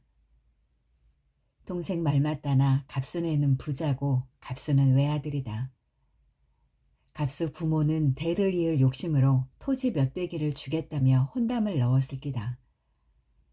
가난에 한이 맺힌 어매는 할 수 없이 응했겠지. 그렇게 생각한 선자는 동생에게 차분히 이른다. 알았으니 얼렁 돌아가거라. 가서 어매한테 쪼매마 기다려 달락해라. 알았제? 선자는 정녕 돌아가야 할 것인지 간다면 언제 갈 것인지 통 마음의 갈피를 잡을 수 없었다. 무슨 좋은 소식이라도 들을까 설렌 마음으로 동생을 맞은 선자는 그 느닷없는 정갈에 어찌할 바를 몰랐다. 두하가 마음에 걸리기도 하고 알 수 없는 갈등에 사로잡힌 그녀는 쉴 새 없이 가슴이 두근거리고 얼굴이 후끈거렸다. 선자 어머니가 보낸 편지를 읽은 신부인도 난감하게는 마찬가지였다. 선자를 보내면 두하는 미쳐 날뛸 테고 안 보낼 수도 없고 고심 끝에 두하를 불러 알아듣게 타이른다. 선자 모친이 정가를 보내왔네. 선자를 돌려보내라는 거야. 마음에 드는 혼처가 있는 모양이야. 그니 어예노 보내야 하지 않겠나? 부하가 치민 두하는 넉나간 사람처럼 두서없이 짓거리며 결사 항전을 다짐하고 나선다. 쥐가 있는데 누구 맘대로 데리가요. 어림없니다. 두 팔만 벌리면 가슴이 안길 것 같은 선자가 다른 남자에게 시집을 간다니 묵인할 수 없었던 두하는 마치 임자처럼 나왔다. 거친 말씨가 싸움꾼 본세다. 아줌매요. 지는 선자 안 보내니더. 두고 보이소. 애걸복걸 통사정을 해야 할 판에 두하는 되레 협박조로 나왔다. 누가 뭐래도 선자는 자기 여자라는 투였다. 몇 달 뒤 선자 남동생이 또 다녀갔다. 독촉을 못 견딘 선자는 짐을 쌌다. 결판의 날 보따리를 든 선자와 신부인이 마당으로 나왔다. 문 밖에서 서성대던 두하가 두 손을 허리춤에 올려 붙이고 엉버티어 서서 선전포고하듯 말했다. 아줌매요. 더는 못 참니더. 지도 2판 4판이라꼬요. 뭘 어쩌겠다는 건지 얼굴이 불구락 푸르락 벗장대는 꼴이 여간 사나운 게 아니다. 밤에 잠을 설쳤는지 우멍한 눈은 퀭하게 꺼지고 얼굴은 부석부석하고 심통이 나도 보통 난 게 아니다. 갈라진 소리로 툭상스럽게 툭 뱉는 말투가 어찌나 어기찬지 곧 덮칠 기세다. 이쯤 나오면 두하는 확실히 기선을 제압한 셈이다. 뚝심에다 웃기까지 겹친 그는 결코 투미한 사내가 아니었다. 두하가 끝장낼 각오로 나오지 않았더라도 신부인은 외면할 수 없는 처지다. 마흔이 다 되도록 장가를 못 간 노총각 신세도 딱한 데다 두하는 간간히 일손을 빌려준 고마운 사나이다. 가장 어려울 때가 덕배가 입대했을 무렵이었다. 미처 일꾼을 구하지 못한 신부인이 폭우가 쏟아지는 밤 삿갓을 쓰고 도롱이를 걸친 차림으로 마당을 나설 때 뛰쳐나온 두하가 삽을 빼앗으며 말한다. 아줌매는 들어가시소. 지가 논고 투고 올기니까요. 용텐의 일이라면 몸을 사리지 않는 푼더분한 성격에 두름성이 좋은 두하를 신부인은 자식처럼 대했다. 그런 사이에 그의 청을 외면한다면 두고두고 마음 걸릴 일이었다. 문제는 떠도 너무 뜬 두하와 선자의 나이 차이였다. 남녀가 짝을 맞추려면 연치부터 엇비슷해야 하는데 선자는 꽃다운 19 한창 피어나는 나이였고 두하는 37 노총각이었다. 남녀 사이라기보다 노소 관계로 보이는 것이 차라리 어울릴 정도다. 신부인은 이 점이 마음에 걸리는 눈치였다.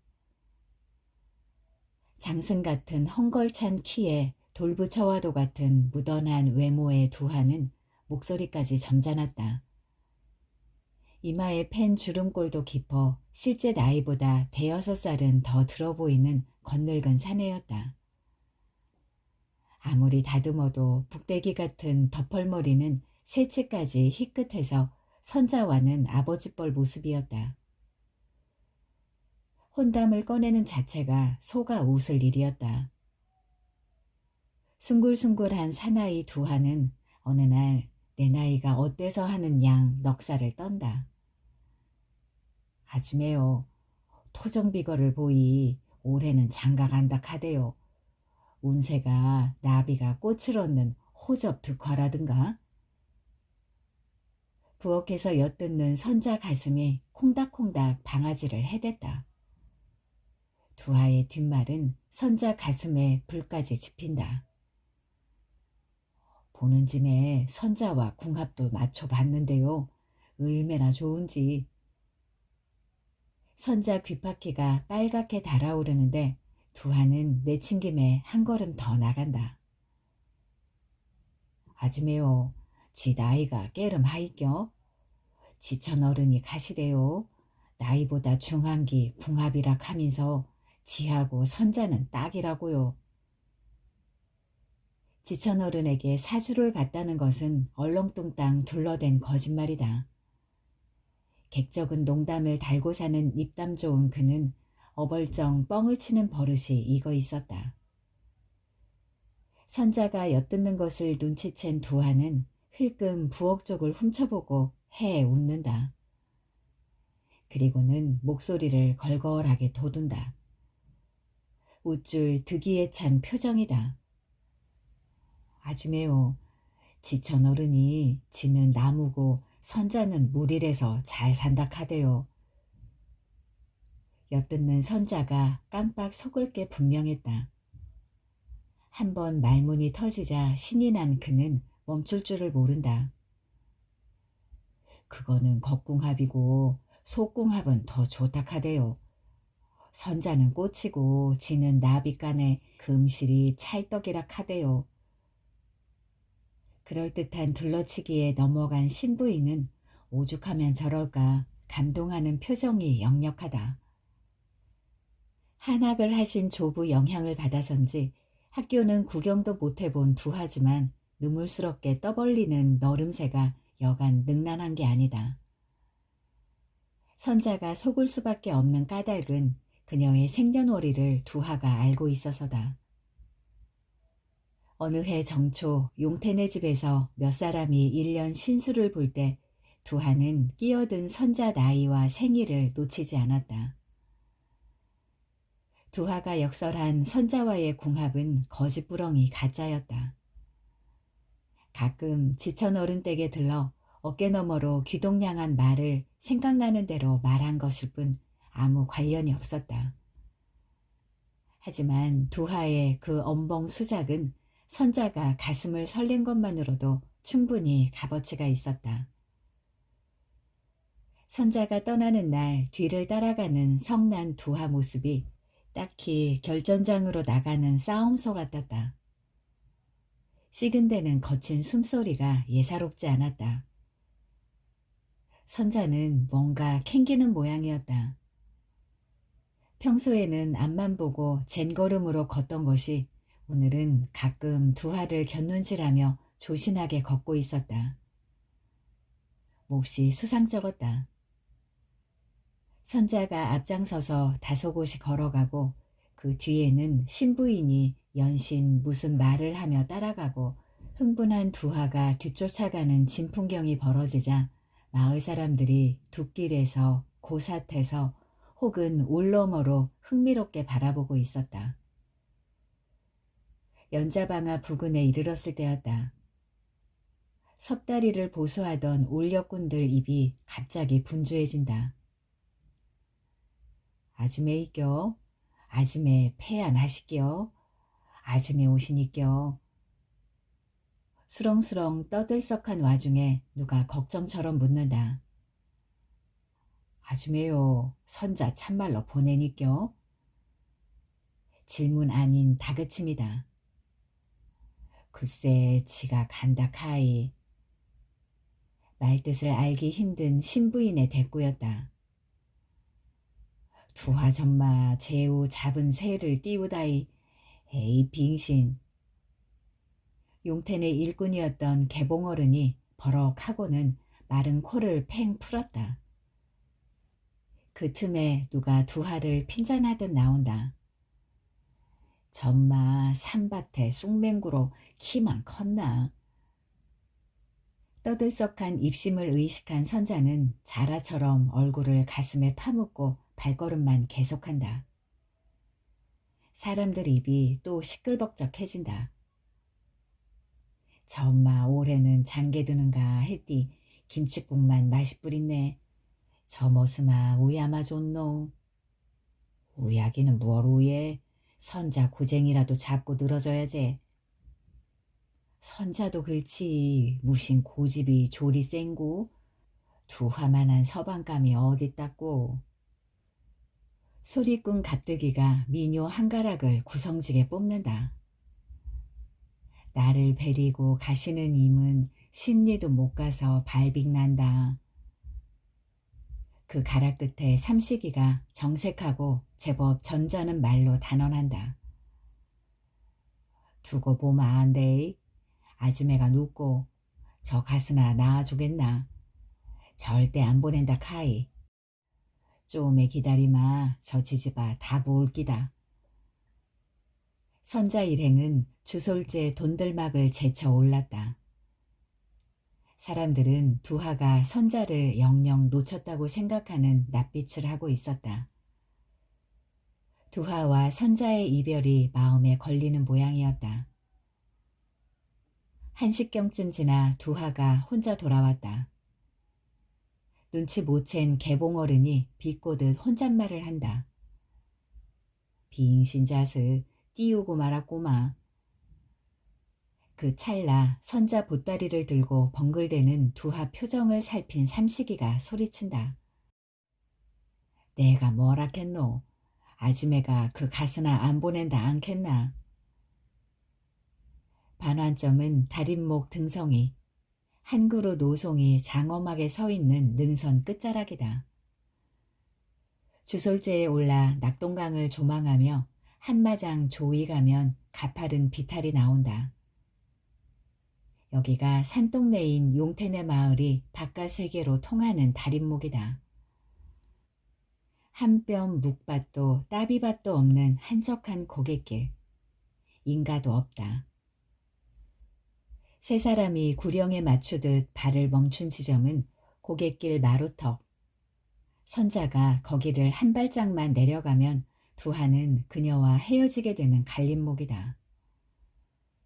보퉁이를 보듬은 선자는 고개를 숙인 채 잠시 뜸을 들인다. 시근대던 두하도 숨을 죽였다. 산바람도 먹고 산새도 울음을 멈추었다. 한낮이 한밤인 듯 정막이 무겁다. 얼마간 침묵이 흐른 뒤 머뭇머뭇 다가선 선자가 목구름을 할 때 신부인은 틈을 주지 않는다. 나이가 들어서 그렇지 두하만한 사람 드물다. 너네 어매가 점찍은 낭제가 누군지 모르나 궁합이 좋아야 한다. 그뿐 아니다. 사람 목숨이 파리 목숨 같은 전쟁통에는 나이 먹은 신랑이 낫다. 덕배 봐라. 한마디 한마디 끊어서 하는 진정 담긴 말이다. 안 꺼내도 될 전사한 덕배 이름을 꺼낸 것은 선자 마음을 확실하게 죄기 위해서다. 그런 상황에서 그런 말을 듣고도 뿌리칠 만큼 선자는 모질지 못했다. 선자가 어깨를 들먹일 때 두하가 떨어지는 그녀 보따리를 낚아채듯 냉큼 잡는다. 두하는 그 보퉁이를 한번 추슬러 껴안으며 소리친다.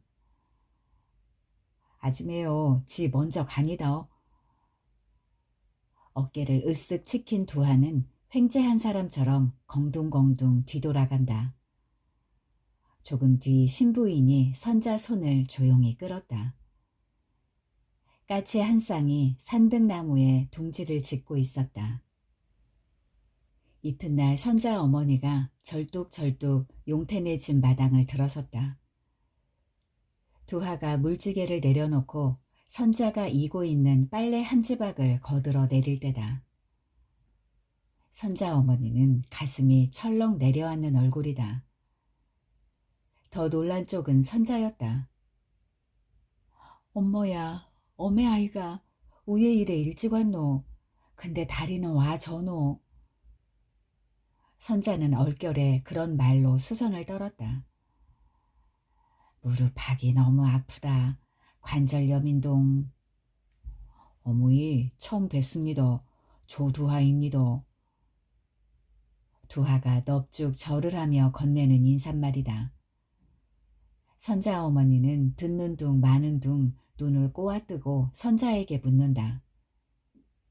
이 사람은 누구? 이웃에 사는 분이다. 와 그런 눈으로 보노. 와 그러는데. 자기 어머니를 나무라듯 선자는 끝말에 힘을 실었다. 이웃에 사는 사람이 우위에 니하고 같이 있노. 별걸 다 묻네. 와 그런 것과장 묻노. 선자는 두하 보기가 민망한지 톡 쏘아붙이고는 말머리를 돌린다. 할매 안에 계신다. 얼렁 들가그라고마. 바깥 소란을 궁금하게 여긴 신부인이 방문을 열고 나온다. 자네 권실이 아인가? 얼렁 오게. 고모 폐안하이겨. 말씀 좀 드리려고 왔니더. 선자 어머니는 신부인의 친정 쪽 일가붙이다. 무릎하기 아프다고. 자네도 나이 티를 내놓구먼. 신부인은 선자 어머니 손을 잡아 끌며 두하와 선자에게도 들어오라는 손짓을 했다. 당신은 안방 아랫목에 자리를 잡았고 그 왼쪽에 선자 어머니가 앉았다. 두하와 선자가 윗목에 가지런히 앉자 선자 어머니가 딸에게 눈총을 쏜다. 신부인이 먼저 말머리를 연다. 그라이래도 자네를 한번 만나려고 했네. 마침 잘 왔네. 뭐요, 두하 인사부턴 받게. 말이 끝나자마자 두하가 선자 어머니에게 큰 절을 드린다. 어무이 절 받으시소. 엉거주춤 인사를 받은 선자 어머니가 떨떠름한 표정을 짓는 그때 신부인이 말을 잇는다. 선자가 자네 부름을 받고 어제 떠나다가 돌아왔네. 두하와 떨어질 수 없었던 게지. 순간 선자 어머니 입꼬리가 실룩였다. 선자는 다소곳이 이마를 숙였고 두하는 황소눈을 껌뻑이며 천장을 보고 있다. 신부인은 선자 어머니에게 두하를 자세히 소개한다. 이 사람 조부는 한학자였고 부친은 일본 보국대에 끌려갔다네. 모친은 화병으로 돌아가셨지. 남아있는 가족이라고는 여동생 하나뿐이고 토지가 섬직이나 조이되어 먹고 사는 데는 걱정이 없다는 말도 했다. 두하가 나이는 좀 찼지만 심성도 좋고 부지런하고 생각이 깊다는 말도 잊지 않았다. 거기서 끝내는가 싶더니 나무니 물이니 새니 꽃이니 하며 두 사람의 궁합 또한 덧붙였다. 선자 어머니는 시큰둥한 기색이다. 아무 반응 없이 듣고만 있던 그네는 무슨 속셈인지 조용한 곳에서 선자와 이야기를 나누고 싶다고 했다. 신부인이 그러라고 하자 그네는 딸을 왁살스럽게 끌고 방을 나간다. 멀뚱히 앉아있던 두하도 심상찮은 분위기를 알아채고 슬그머니 따라 나간다. 밖으로 나간 선자 어머니는 고삿길에서 딸을 닥달한다. 니 바른대로 되라. 고모 말씀이 참말이가? 뭔 말 말이고. 재산으로 오다가 되돌아갔다는 말 말이다. 참말이다. 할매가 거짓말할 부이가? 애미 모르게 궁합가장 봤다며.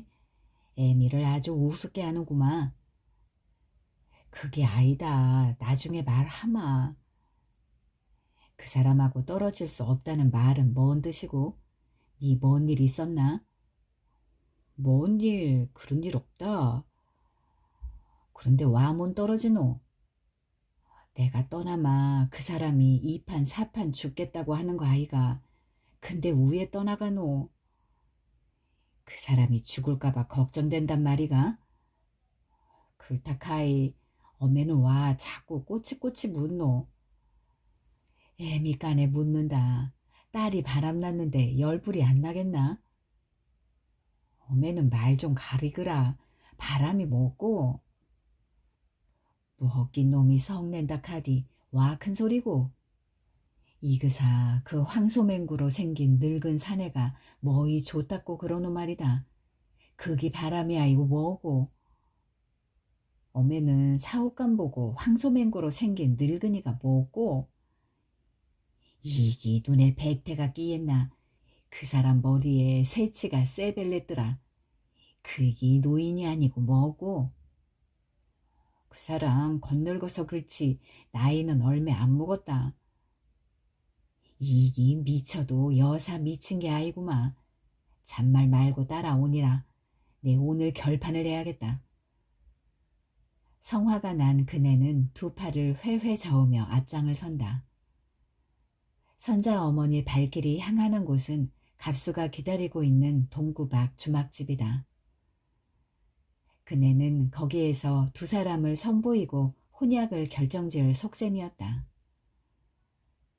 헛간에서 엿보던 두하가 저만치 염탕꾼처럼 뒤를 밟는다. 햇살은 따사롭고 제비 한 쌍이 마을 들머리를 나분히 비껴날고 있었다. 한낮의 농촌 주막은 한가하다. 봄철 농번기는 더욱 그렇다. 봄볕이 나른한 마당에서 개 한 마리가 게으르게 자고 있다. 조금 뒤 부엌에서 졸고 있던 주모가 종정걸음으로 달려나와 선자 어머니와 선자를 곰살갑게 맞는다. 얼렁 오이소 저 방에 계시니더. 주모가 가리키는 저 방은 갑수가 대기하고 있는 방이다. 겹방에 딸려있는 장꾼들 복롯방이다. 방 앞 대돌에 올라선 선자 어머니가 문고리를 잡아당기다 말고 질겁한다. 갑수가 벌렁 누워 코를 골고 있었다. 배꼽까지 드러낸 채 술냄새도 시큼 풍겼다. 선자 어머니는 기분이 언짢으면서도 목소리를 누기고 그를 깨운다. 갑수 일나게 뭔 잠이 그래 많노. 후딱 일어난 갑수가 하마 하품을 하며 풀어진 바지춤을 여민다. 선자 어머니는 못 본 척 마당에 있는 딸을 손짓으로 부른다. 어머니를 뒤따라 선자가 방 안으로 들어가자 당황한 갑수가 어름어름 인사말을 건넨다. 선자씨 오랜만입니다. 선자는 오싹 긴장을 느낀다. 갑수 오른팔 소매 속에 숨겨진 쇠갈고리 의수가 곁눈질에 잡혀서다. 선자는 아무 내색 없이 목인사를 한다. 자, 모두 앉거라. 앉아가지고 얘기하자. 세 사람이 자리에 앉는 사이 겹방으로 숨어든 두하가 이들 동태를 샘문 틈으로 살핀다. 두하 눈에 비친 갑수는 보통 키에 얼굴이 번들 넙죽하고 콧등이 내려앉은 납작코 사내다. 어리뜩한 표정으로 눈만 끔뻑거리는 것이 좀 멍청해 보였으나 눈빛은 분노에 불타고 있다. 네 동생한테 들어서 알겠지만은 내가 점찍은 네 신랑감이 이 사람이다. 아무리 기대리도 네가 안 와서 내가 오늘 데리고 왔다. 갑수는 네가 마음에 든다고 했다. 네는 어떠노? 성질 급한 선자 어머니가 대뜸 꺼낸 말이다. 선자가 어떤 대답을 할지 엿보던 두하는 숨을 죽인다. 갑수도 마른 침을 삼키는 것이 애간장에 타는 모양이다.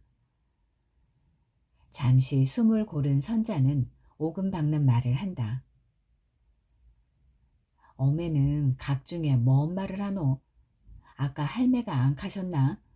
두하씨와 내는 떨어질 수 없다고. 갑자기 갑수 눈알이 사납게 번뜩인다. 이기 머이가 씌었나? 이 쑥매가 와 갑수 같은 총각을 나비두고 애비뻘 사내한테 갈락하노. 어매는 애비뻘이 뭐고 그 사람 총각이다.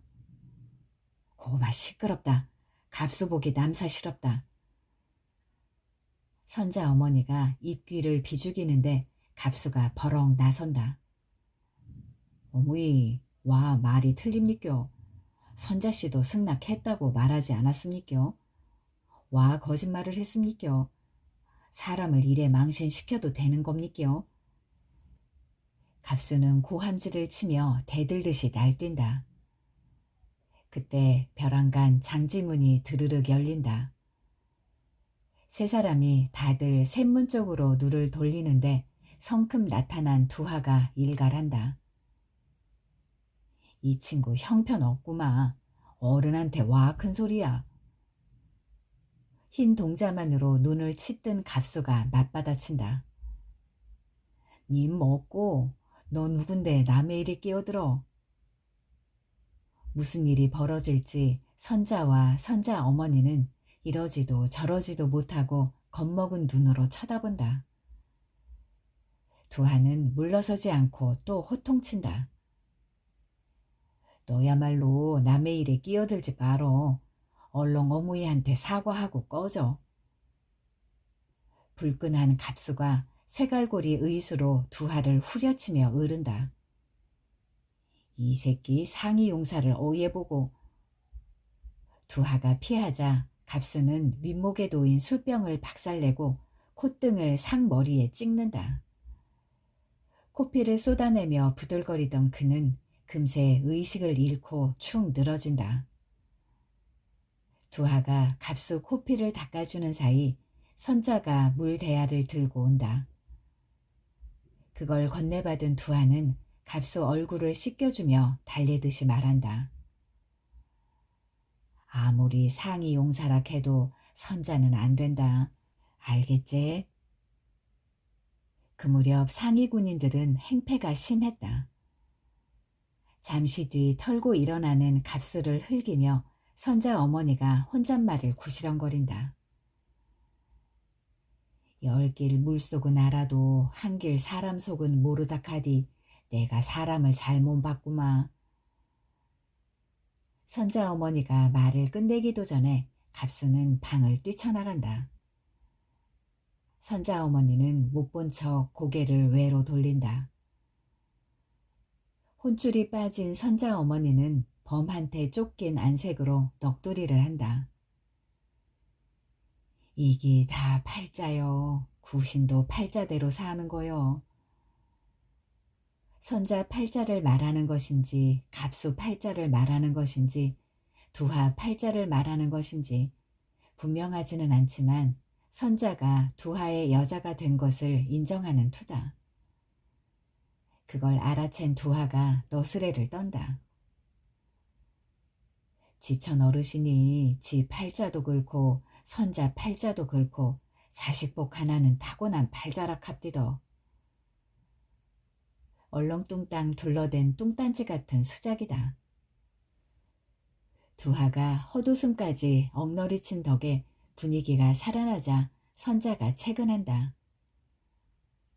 어매야 고마 올라가자. 할매가 기다리신다.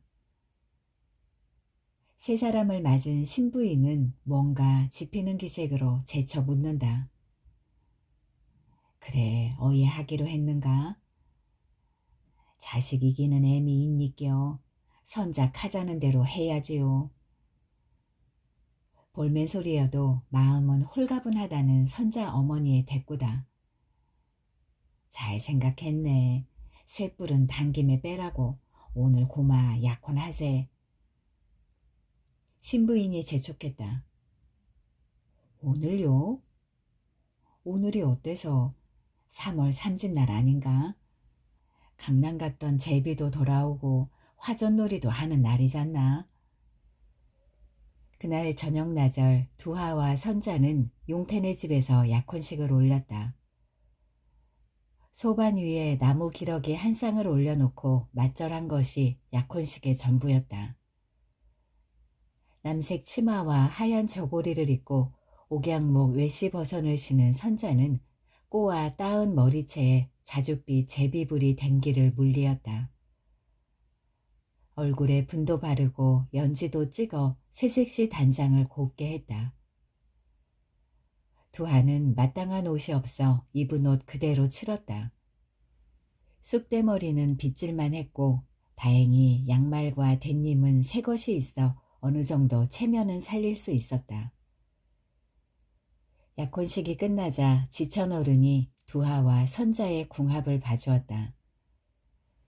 두 사람은 관상도 좋고 사주도 좋고 심상도 좋고 삼합이 절묘하게 맞는다고 했다.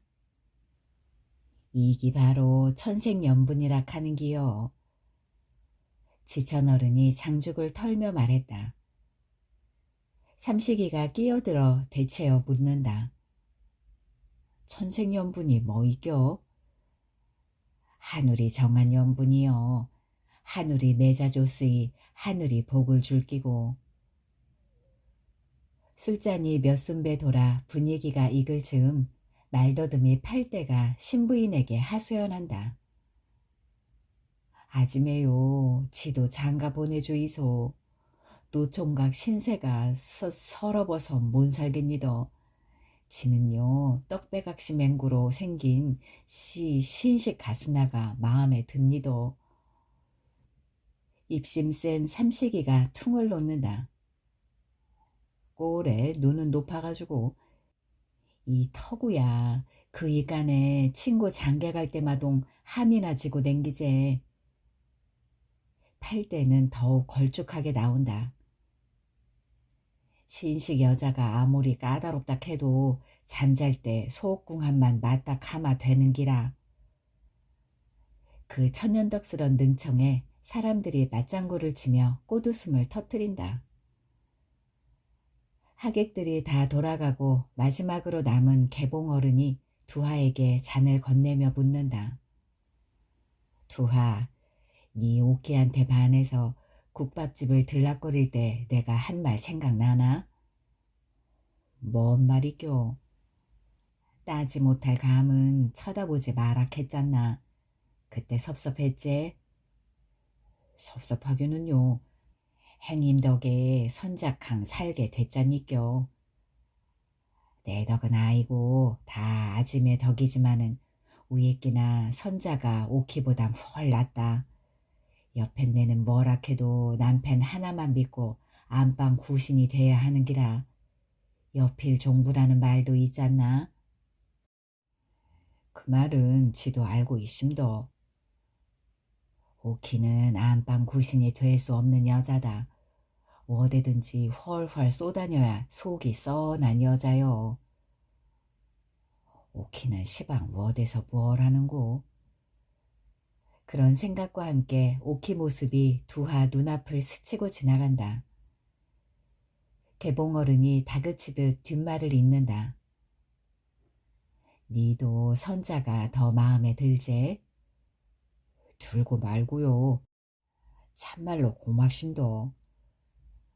인자 오키는 이자 뿔고 선작항 알콩달콩 잘 살아라.